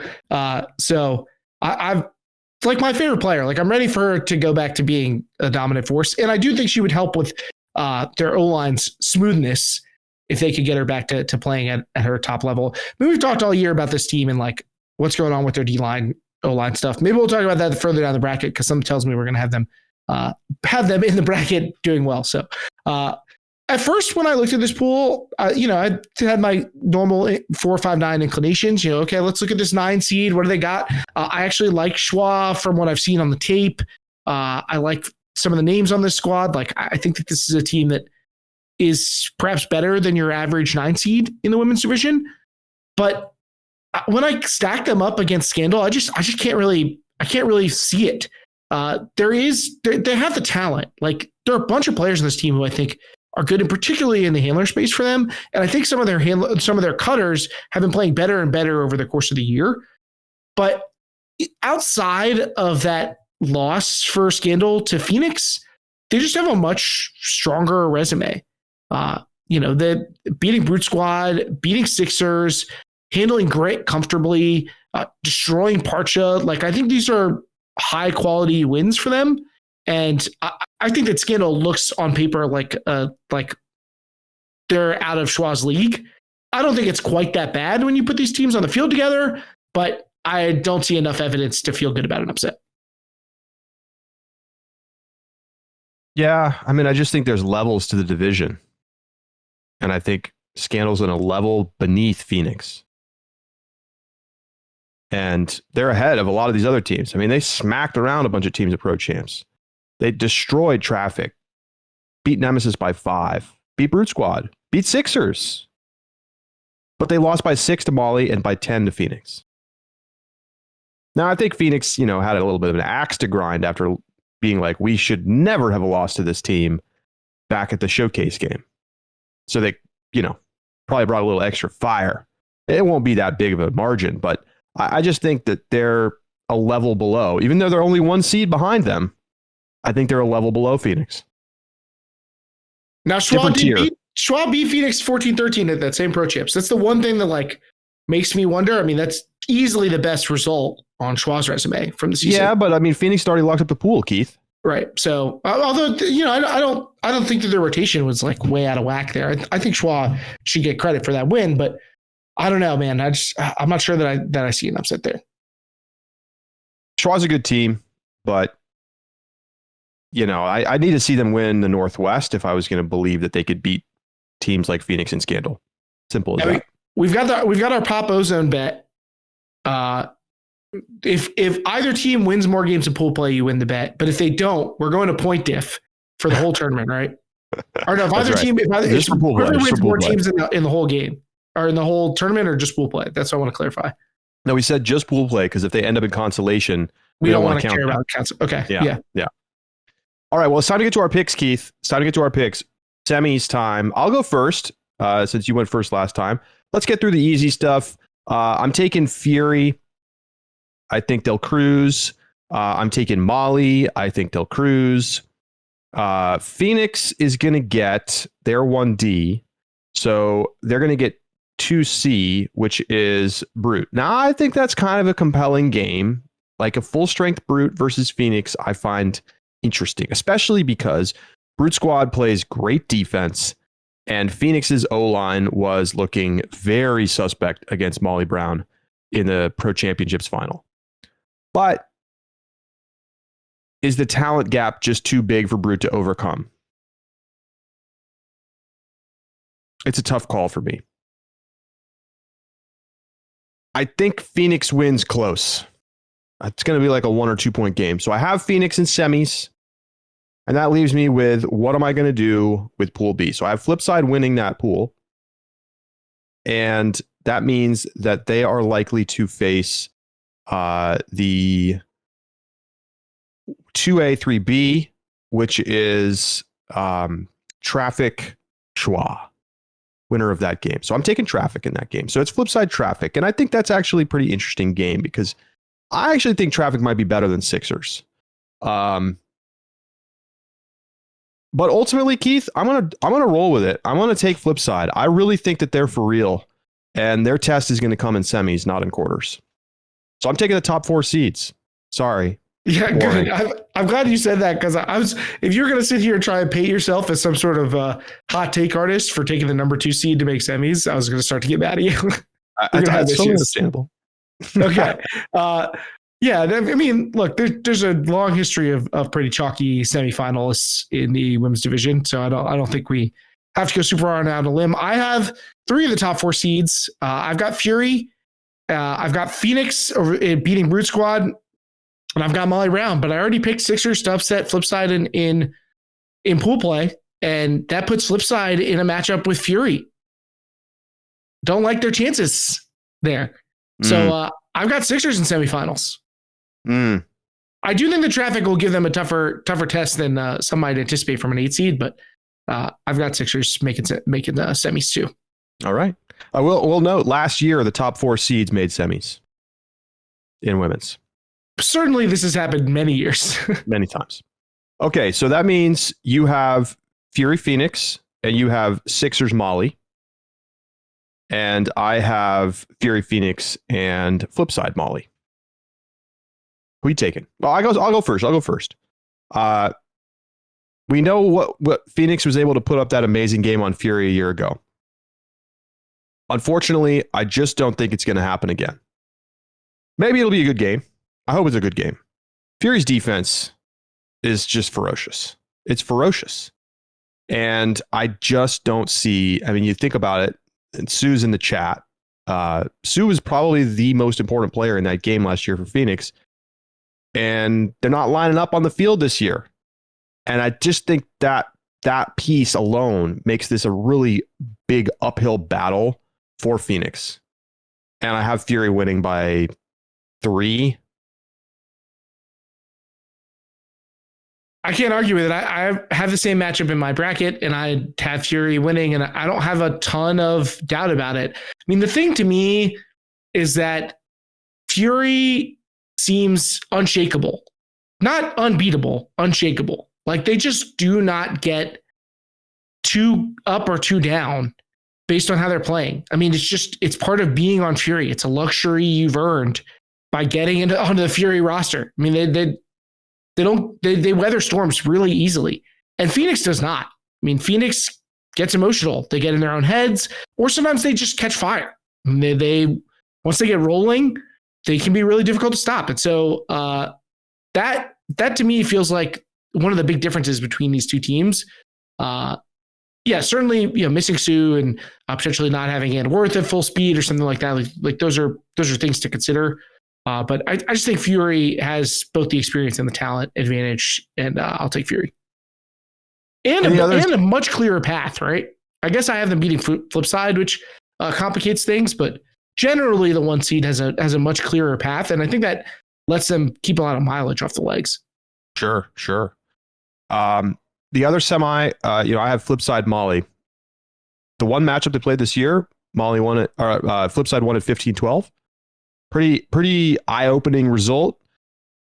I don't see it playing out again that way. I think Molly's going to get the upset, quote unquote upset. Yeah, look, I mean, as much as I believe in this Flipside team, if they keep this team together and they want to, try to make it into a program, they're going to be a force to be reckoned with. I could see them being a team that wins a national championship, but you don't do it in year one. You definitely don't do it in year one.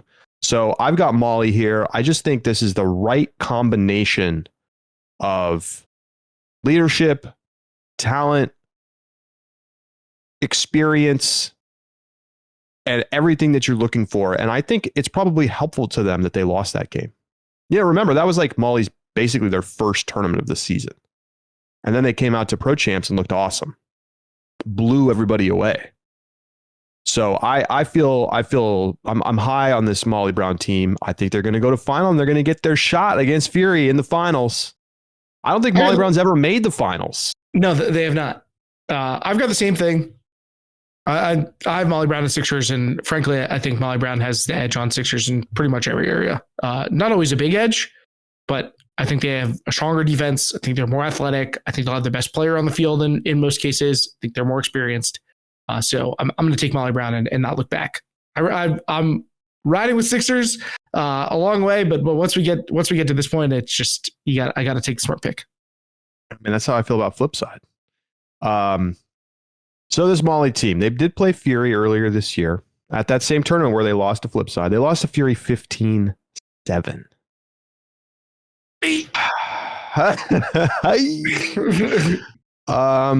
Look, it's not going to be that big of a loss, but I cannot talk myself into this Molly Brown team winning a title over Fury. I can't. Too many years of heartbreak for Molly. And Fury is just a juggernaut. They're a juggernaut. They have not lost all season. They've been blowing out great teams all year. Look at these results for them. Just nasty. Like, they've only given up more than 10 goals twice. And it was to Flipside both times. How about that?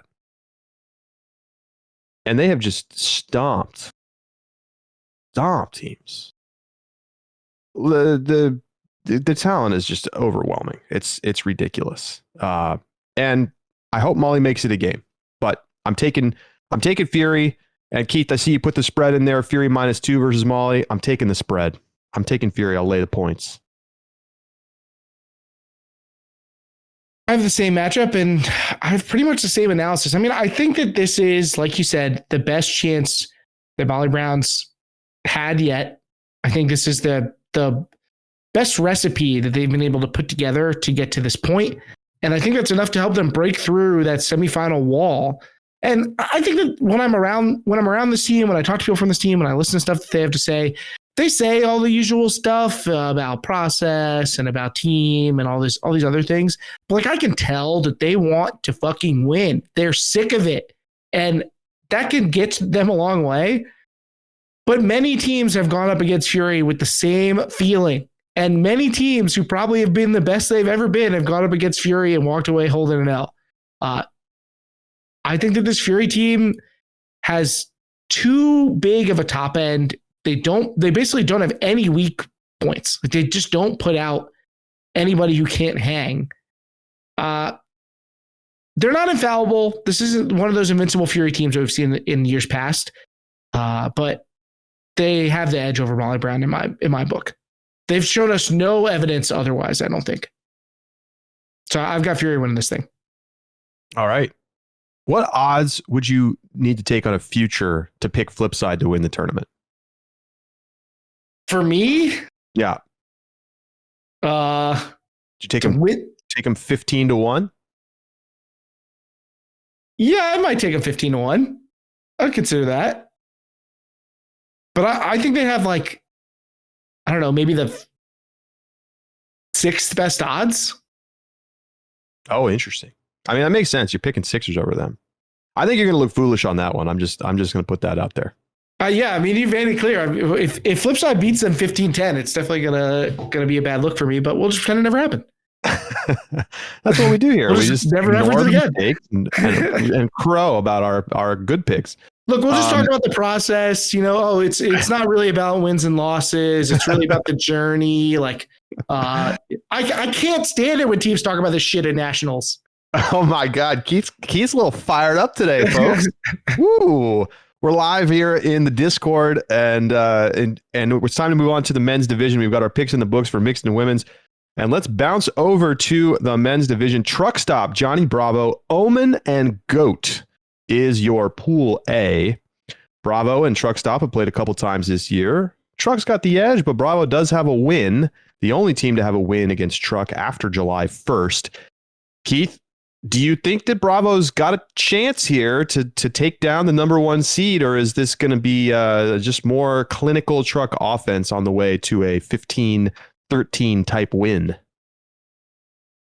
Truck has firmly earned the number one seed. I mean, you can't take issue with the way that they performed in the regular season. And if you watch the games, I mean, it's not a fluke. Their O-line is incredibly proficient. They're highly technical. They play the game a little bit different than anybody else. And I think that's really difficult for teams to prepare for. They have all the Norbombs. Right. They have a full Norbomb collection. And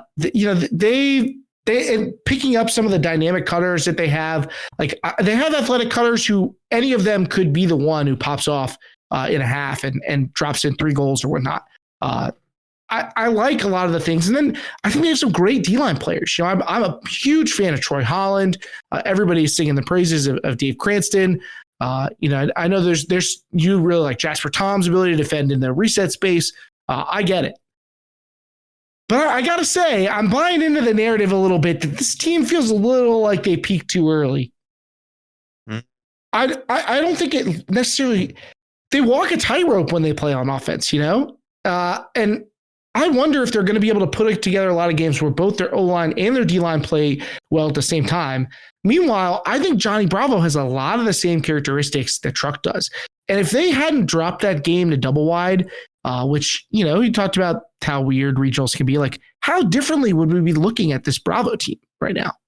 I think that we would be talking about them as a semifinals quality team.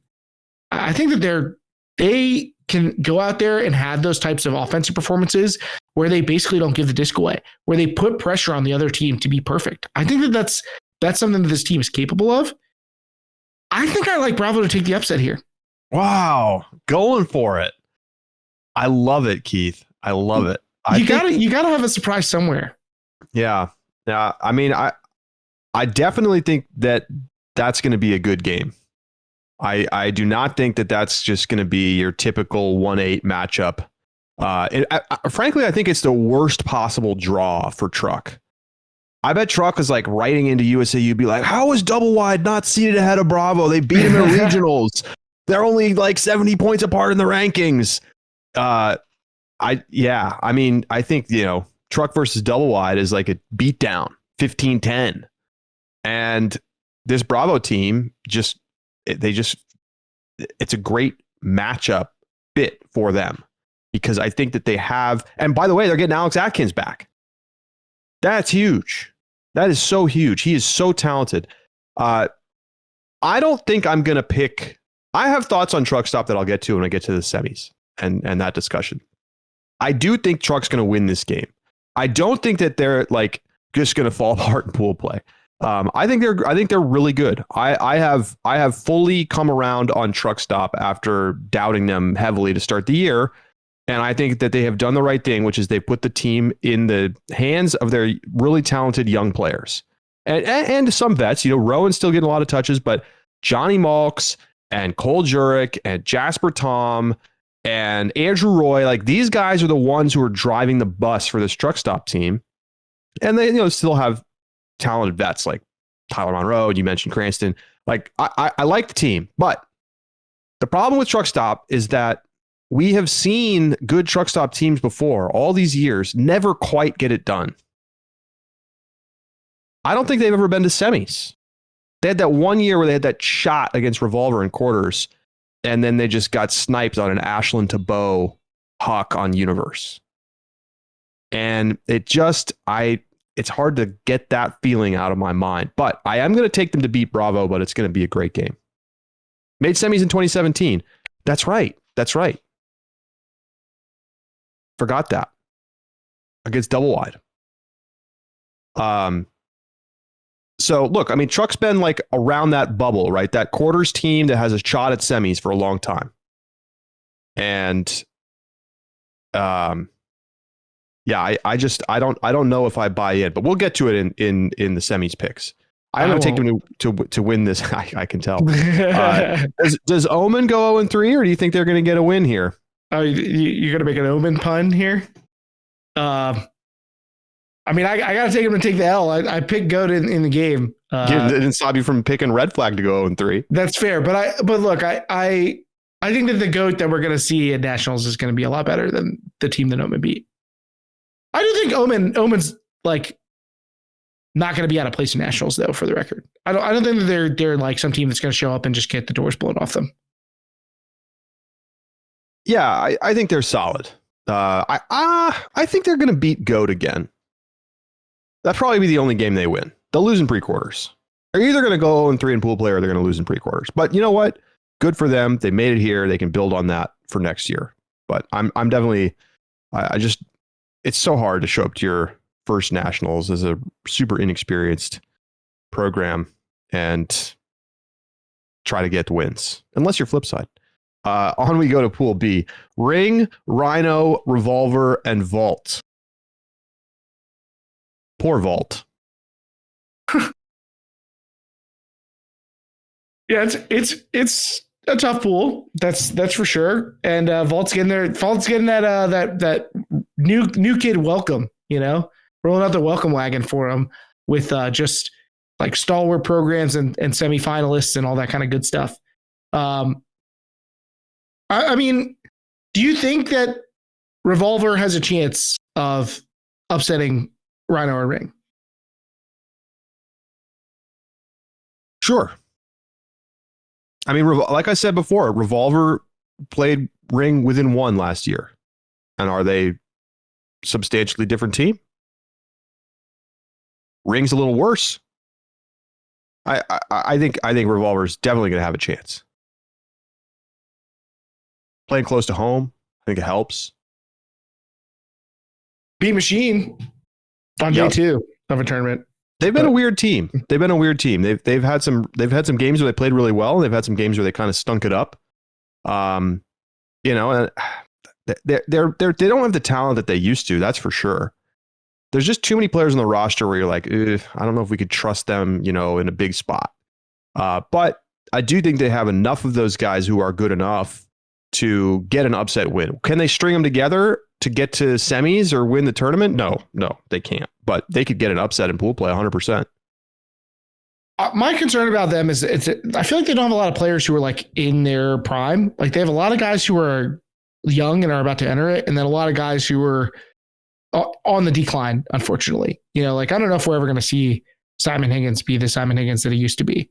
Tom Doy and Michael Spear, Justin Lim. Yeah, like, they're on the down slope. The person who seems to be throwing that aside is Eli Kurtz, who looks about as good as I've ever seen him. The guy that they do have right in his prime is Adam Reese, and he has been awesome. I think that those two guys are good enough to make you a solid offense almost by themselves. I guess Jacob Smith you could also throw in the like in his prime category, and I think he's played pretty well too. So I do think that Revolver has some things to be excited about, but I think that youth, as far as like the players who they're going to be counting on, I think those players seem a little too green to me to like really get behind this team. Totally understand it. I think they have some really nice young defenders, and they could, like I said, I think they have real upset potential because the top half of their roster is solid. The problem is the bottom half of their roster isn't. They're going to have to rely too much on their top guys early, and they're not going to be able to put together a big run.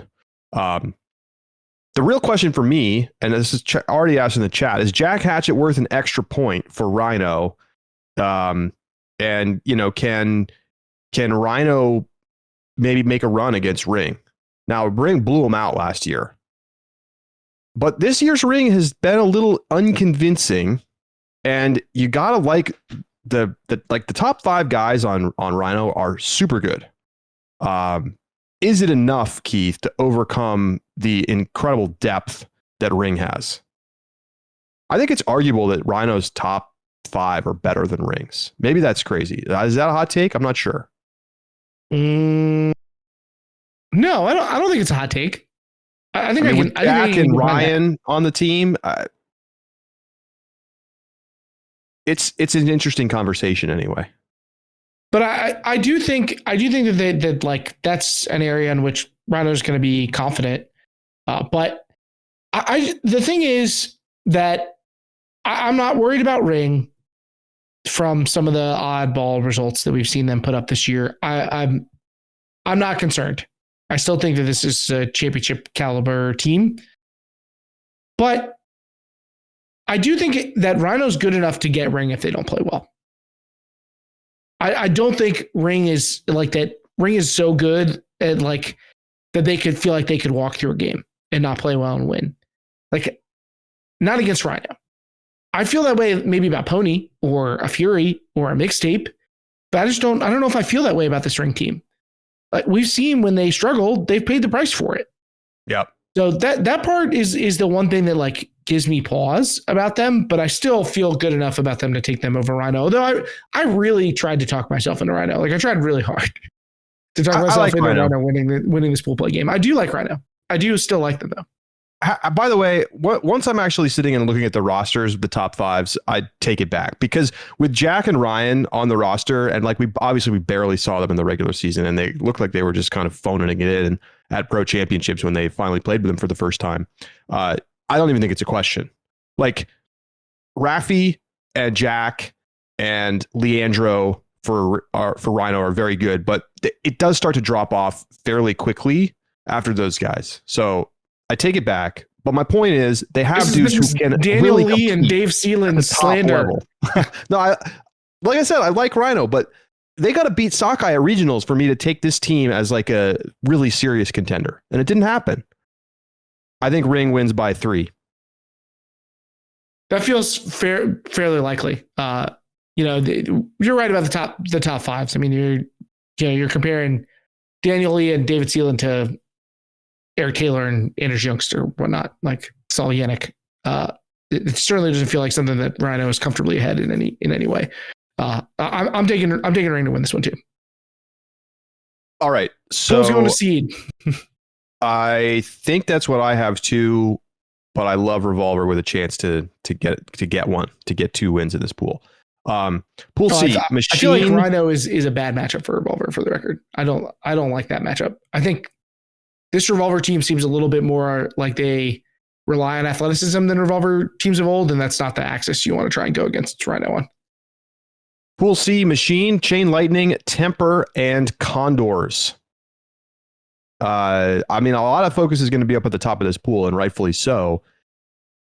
Can Chain pull off the upset against this very odd Machine team?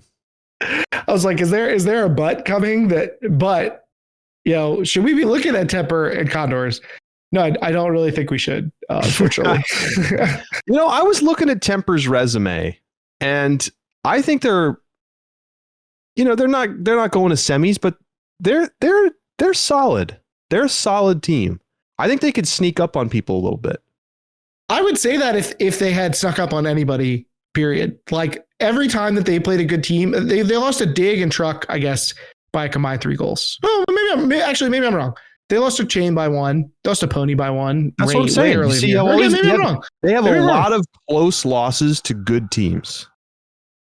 And I mean, it's not a recipe for becoming the national champion, but I think that they are a team that could realistically make quarters, and I don't think they're making semis, but they're solid. They're better than people, better than you think, because I think it's easy to think about Temper as the team that they were when they like barely made nationals however many years ago, but like they've clearly improved.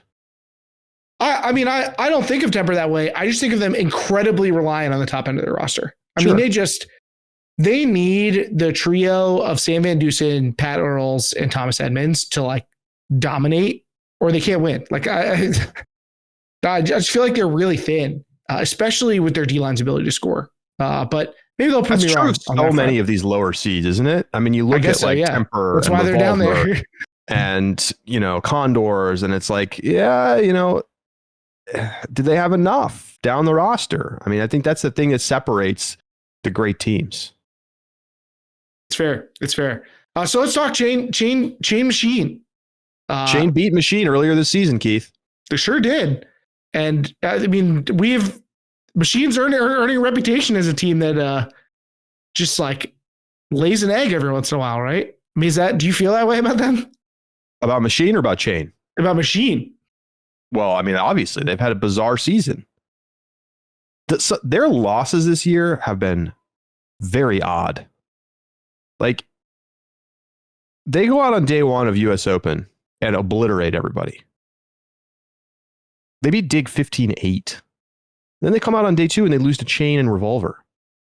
What is that? And then the Pro Championships, they come out, they beat Pony, Rhino, and Sakai. What a day.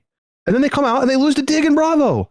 They lose to Dig, a team they beat 15-8 1 month prior. Explain that to me. I don't know if you know this, but Dig not qualified for nationals. I don't understand.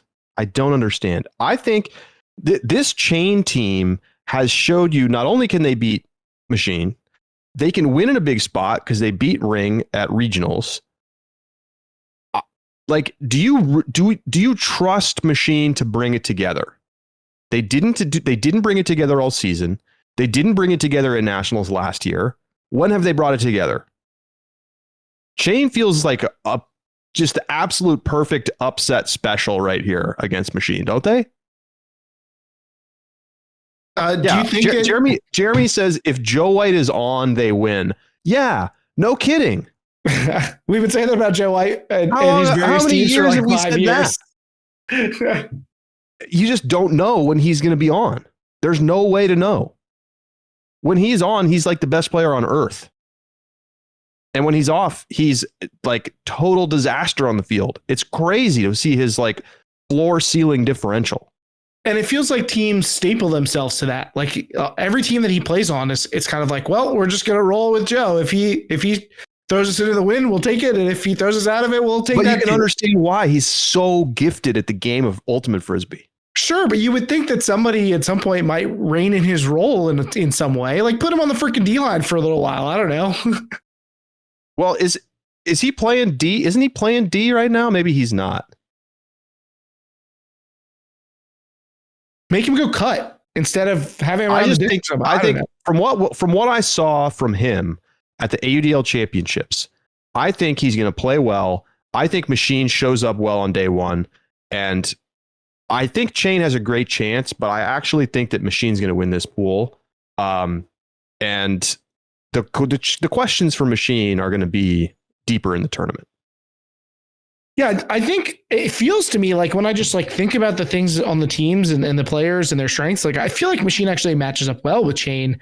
It's mostly just been about like Machine's attitude. I wish this is a team that like, it's a rare team that I wish I could be at their practices or something to get a better sense of like who this team is. Cause I just feels to me like they just don't care when they lose. Like they're losing a game and they're like, it's fine, whatever. We'll win at nationals or whatever. But like, where's that come from? That's just the vibe that I get from them. I could be totally wrong. They're so ridiculously talented. Like, how can this team not go to semis? I mean, you look up, it's crazy. Johnny Bansfield, Abe Coffin, Nate Goff, Keegan North, Paul Arders, Pavel, Jordan Kerr has been great for them. Joe White, Tim Schock, incredible defender. I mean, up and down this roster, there's talent. That's why it's so weird to see them losing these games. It feels like they should have won US Open. And then they just no-showed on day two. Bizarre. I don't know what to expect. I think that the inconsistency makes them a very interesting team because I think from a talent perspective, they're clearly capable of winning the title. Like all the way to the championship. I think that though they did get a good draw. A team that they've seen before in Chain, a Temper team that I guess I don't think they're going to be super afraid of, and a Condors team that has had their moments, but I feel like doesn't really have a scary D line or anything. So like, I feel like they can maybe afford to play suboptimally at points and get away with it. Like even if they're trying to go out there and have a weird day one loss, I feel like these other teams aren't necessarily well positioned to take it. I mean, maybe I'm underestimating Temper still, but I do think Chain could pull it off. We've obviously got evidence of that, but I like Machine to take the win over Chain. But they're just this team doesn't inspire a lot of confidence, you know? No, definitely not. Does Chain? Chain's interesting, aren't they? Chicks dig the long ball, you know? They were supposed to have this breakout tournament last year at Nationals after a good regular season, and they didn't really put it together. But they have a lot of the same pieces, but then they add Tullett and they add Spiva. And is that enough? It's possible that it's enough to get them to the next level. Don't sleep on adding Jeremy Langdon either. And then a healthier Parker Bray. There's reasons to be excited about this team. I do think that they ask their young guys to do a lot, and that's a tough ask at club nationals. I think that they want those guys to be in big positions. Brett Holzmeyer, exactly the name I was just about to say. Yeah. I think he could be one of the best deep receivers in the tournament. Think Brett Holzmeyer breakout? Very possible. I don't know if he ended up making my final top 25 players in the men's division list, but he was borderline top 25 for me. He was like either last in or first out. Are we past Hayden Austin Ab breakout? Is he broken out as a club player yet? Is that? I really like his ability to be an impactful club player. He's a great player. I like this roster up and down. But will they have enough to overcome a dialed-in Chicago defense? I don't think so. I think that if Machine plays focused Ultimate this weekend and doesn't no show, there's no reason that they can't get to semis or beyond. And Chain is good, but Machine has plenty of answers for like deep defense. Yeah. I mean, they have the handler defenders to try and get in the business of Tom Tullett and Nicky Spiva.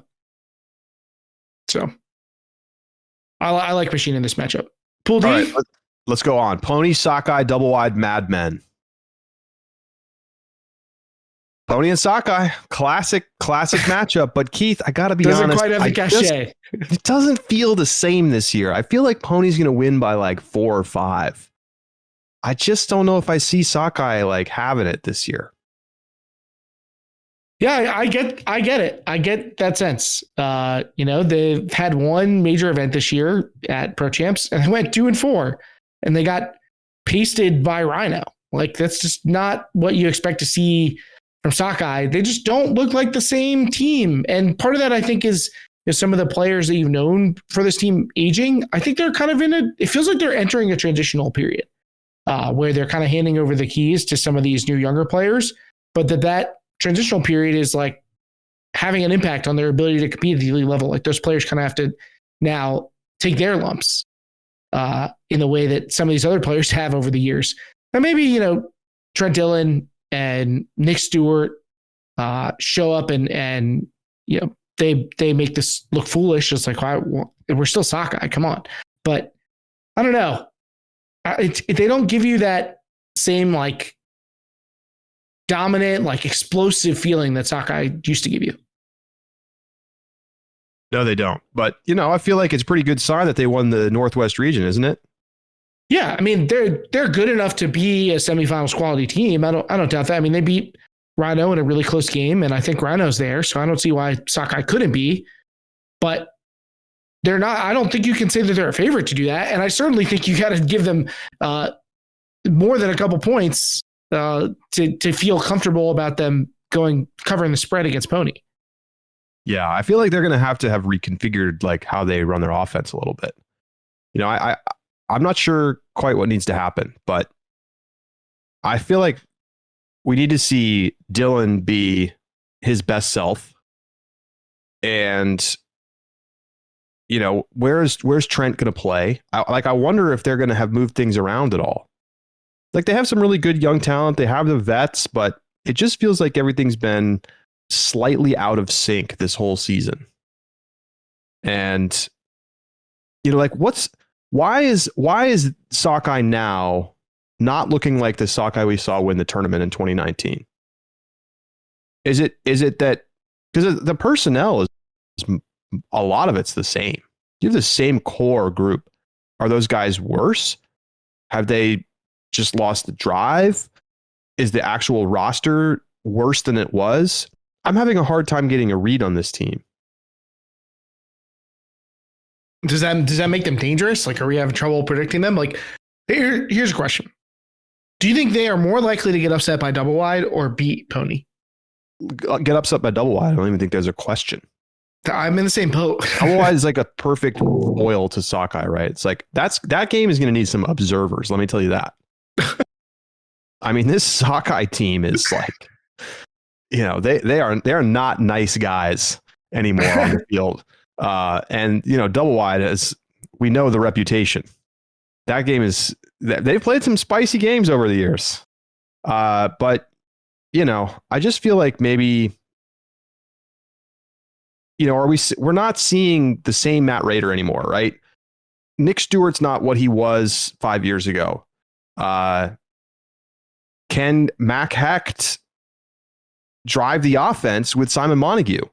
I mean, those guys have to be like really dialed for them to be successful. And neither of them is necessarily known for their ability to kind of like be squirrely, get open easily, and like handler defenders are getting more and more athletic. And I just think it's really tough when you have two kind of more quote unquote pocket passers back there in an offensive world where we're seeing truck stop dominating, right? With like the complete opposite style. Yeah, that's a great point. I mean, it feels like Sockeye maybe a little bit outdated. Like is the game advancing around them or something? I don't have any doubts about Dylan Freechild. I mean, I think that he's going to show up. That's going what to be I'm one saying. of the best players there. But yeah, I mean, can they still get the same level of production out of Jacob Janin as they were out of Simon Montague? Is one that you mentioned. Those are the things I think I feel like they've shifted from that championship team. The year they won, Simon played out of his mind. I mean, he was so good. And I think Jacob Janin was awesome. I mean, I think he was one of the best, most underrated cutters in the country. Yes. Anyway, I'm taking Pony. I'm going chalk in this pool. Ultimately, that's my pick. Too. Pony, Sockeye, double wide, Madman in that order. Yep, I'm on the same side of this. I mean, right now we have basically 3 pools to chalk. You might have 4. I'm mildly intrigued by this double wide team after their win over Bravo. They haven't really had their full lineup together that much before regionals. But at the end of the day, like, do I really see them beating the like top level teams in the division? I don't think so. A somewhat understaffed Pony beat them 15-11 at Pro Champs. So, okay, time to get to semis picks. Keith, it is time. Put the official picks in the books for the men's division. You're up first. Who you got going to semis? All right, well, we'll take the easy stuff. I've got Pony. I got Ring. Now, that does mean for me, based on my earlier prediction, that Bravo would beat Truck in pool play. I have Ring playing Truck, which is a great grudge match for quarterfinals, and I think would be a hotly contested one. I don't think there would be a blowout on either side. If I had to draw it up, I think you're going to get a Ring comeback. They're down a half against Truck, and they come back in the second half. But I've got Ring beating Truck in that quarterfinal. Which to be clear means that you don't have Truck in semis. That is accurate. I don't have Truck in semis. Not because I think that they're not a good enough team, but drawing a matchup with Ring in quarterfinals is a tough way to get into semifinals. It is. So all it took was one mistake, one thing to go not according to plan, and I think that's possible for a team that doesn't have a ton of experience in these settings, playing at the front of the pack. Now, I also have Machine making it. I have them over Sockeye, and I have Rhino taking advantage of that Bravo team and making it. So Bravo gets the big upset in pool play, but that just puts them on the path for Rhino to take advantage of the open slot in semifinals. So I've got Pony, Rhino, Machine, and Ring in semis. What am I going to do here? Give me Pony. Looking at the actual matchups always makes this more interesting. I think Truck's going to make semis. Because I think it really comes down to that Bravo game. If they win it, they're going to get probably Rhino in quarters. And Rhino is good, but I think that Truck is going to pick their defense apart. Oh, I think Rhino is a great matchup for Truck. So I have Truck. I have Truck getting into semis. I will take Ring. Who's Bravo going to play? 2B would play 1A, or sorry, 2A is Bravo. And they're going to play 1B. So that's Ring Bravo. Yeah, I think Ring wins that game. I think Bravo's got a much better chance of beating Truck. I think Bravo really needs to go after that Truck win full force, because I think if they don't win that game, it's going to be just such a more difficult path. Not only because you have to play the pre-quarter, but because you're going to get Ring. They got to feel better about the matchup they have with Truck. So I'm taking Ring and Truck and Pony. And then am I going to go with Machine on day 2? They're probably going to play Sockeye. I'm taking Sockeye. I think Machine's going to lose on day 2. They've been doing it all season. They've been doing it all season. And Sockeye's going to come out with crazy energy, and Machine's going to be a little flat, and we're going to see the same script that we've seen all year. So there you go. So finalist time. And yep. Let's get to it. This is where I've got my Machine mistakes since semifinals. They're taking on Ring, and I think Ring's got their number. I think that this Carolina group has seen the core of the Chicago team a bunch of different times, and they've gotten close, but they often left wanting. So that experience and that consistency, I think that's too much for Chicago to overcome. So I've got Ring into the final, and look, I'm taking Pony. Like, come on. Yeah, I against Rhino, I don't think that there's a ton of questions here. Pony is simply too deep, too good, too prepared. So I've got Sockeye versus Ring. Give me Ring all day. All day. Easy win for Ring. And then I have Truck versus Pony, which is an interesting matchup, isn't it? Truck beat Pony at Pro Championships in the final. Truck has been this juggernaut all season. They could win the Triple Crown. But how many times have I seen a great DC team face off against a great New York team and lose to the great New York team? Over and over and over again in the big spots. And I think Pony's going to have answers. I think they're going to have answers. They're going to be at full strength. I think that talent-wise, they're just a better team. And I think that finally the storybook season comes to an end for Truck Stop. Title time? Title time. Pony Ring rematch. We're both calling it. Yeah, our picks are suspiciously similar across all divisions right now. And so I'm thinking, are we gonna have the same results for all of champions and semifinals? I think so. I'm taking Pony here. Just lack of convincingness from Ring. It just hasn't been there. They don't quite seem like the same group. And I don't think that Pony. I think that Pony's got too much talent for Ring to not be really dialed in. So I'm taking Pony to win this thing. I think that they're a sizable favorite, I think, like against the field, all right? Who? Like, they're the most popular team in the field, all right? Pony? Yeah. Yeah. Well, what do you mean most popular? Like, that spread is not going to be too fat in that game. I mean, and Dan already said it in the chat, and I think it's totally right. If Babbitt plays or if he doesn't play, feels like it has a massive impact on the outcome of that game. It does. It does. He was unstoppable for Pony's offense in the final at WCC. Can Pony replicate that without him? I think it's a very close game. But the tiebreaker for me is that teams simply do not win back-to-back years in the men's division. It has not happened for over a decade, and I'm not picking it to happen today. I think Pony's the more talented team, even without Babbitt on the field, and I'm going to take them to win for the first time since 2018. So we have all the same picks for semis and for the finals, championships, and the winner in there you go. Across all three divisions.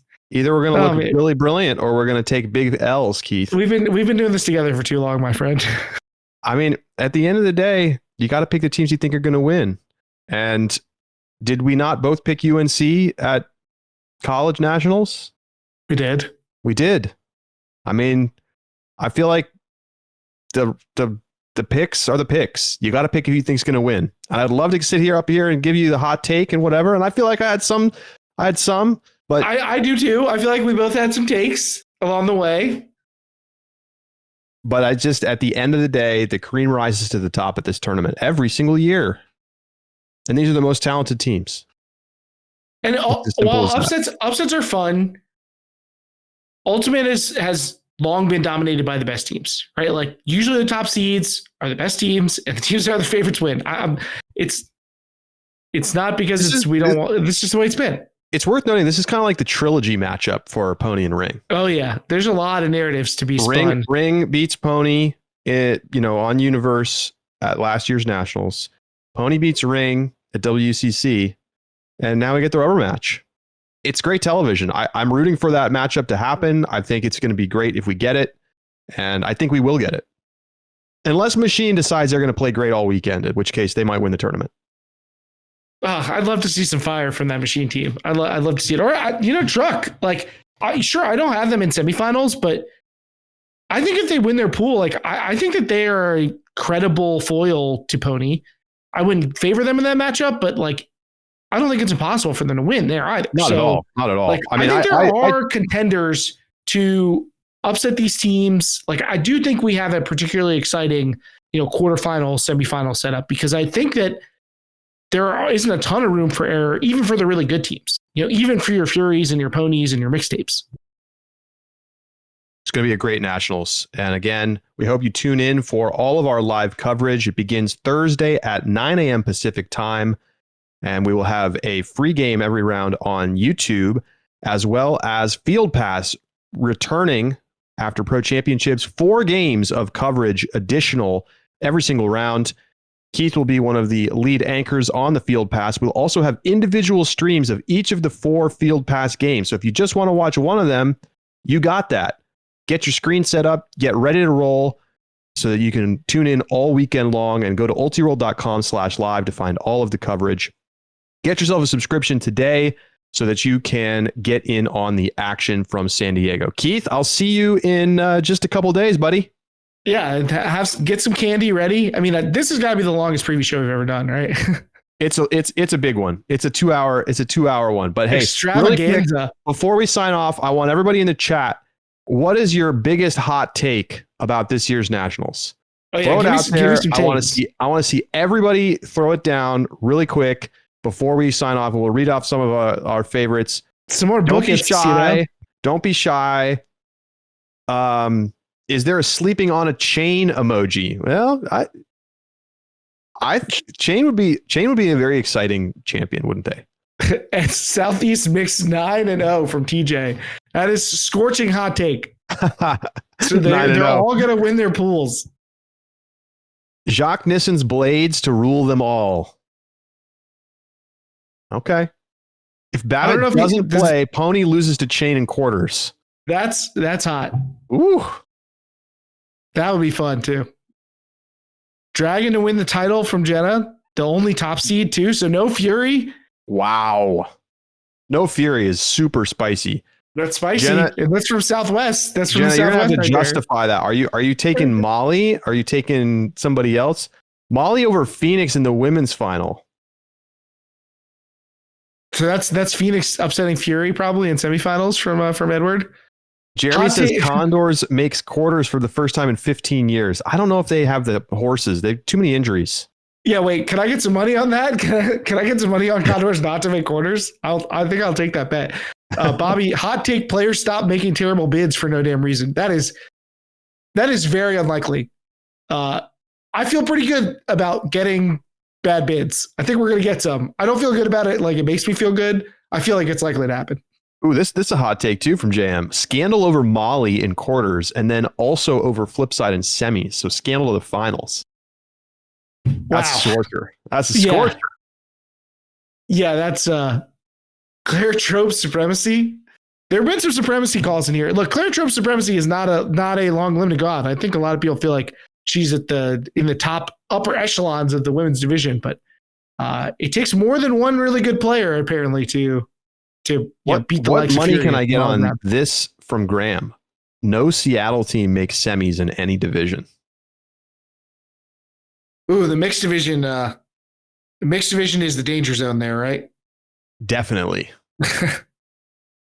Big time danger. But if there was one division where you would be like, oh, the teams you think are going to make it don't make it, it's mixed, right?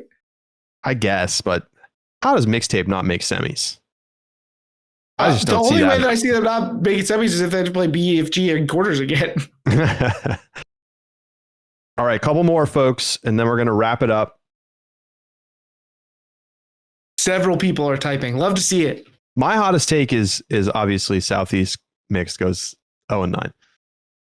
What's your hottest take? I guess Bravo over Truck. Yeah, that's pretty spicy. That's pretty spicy.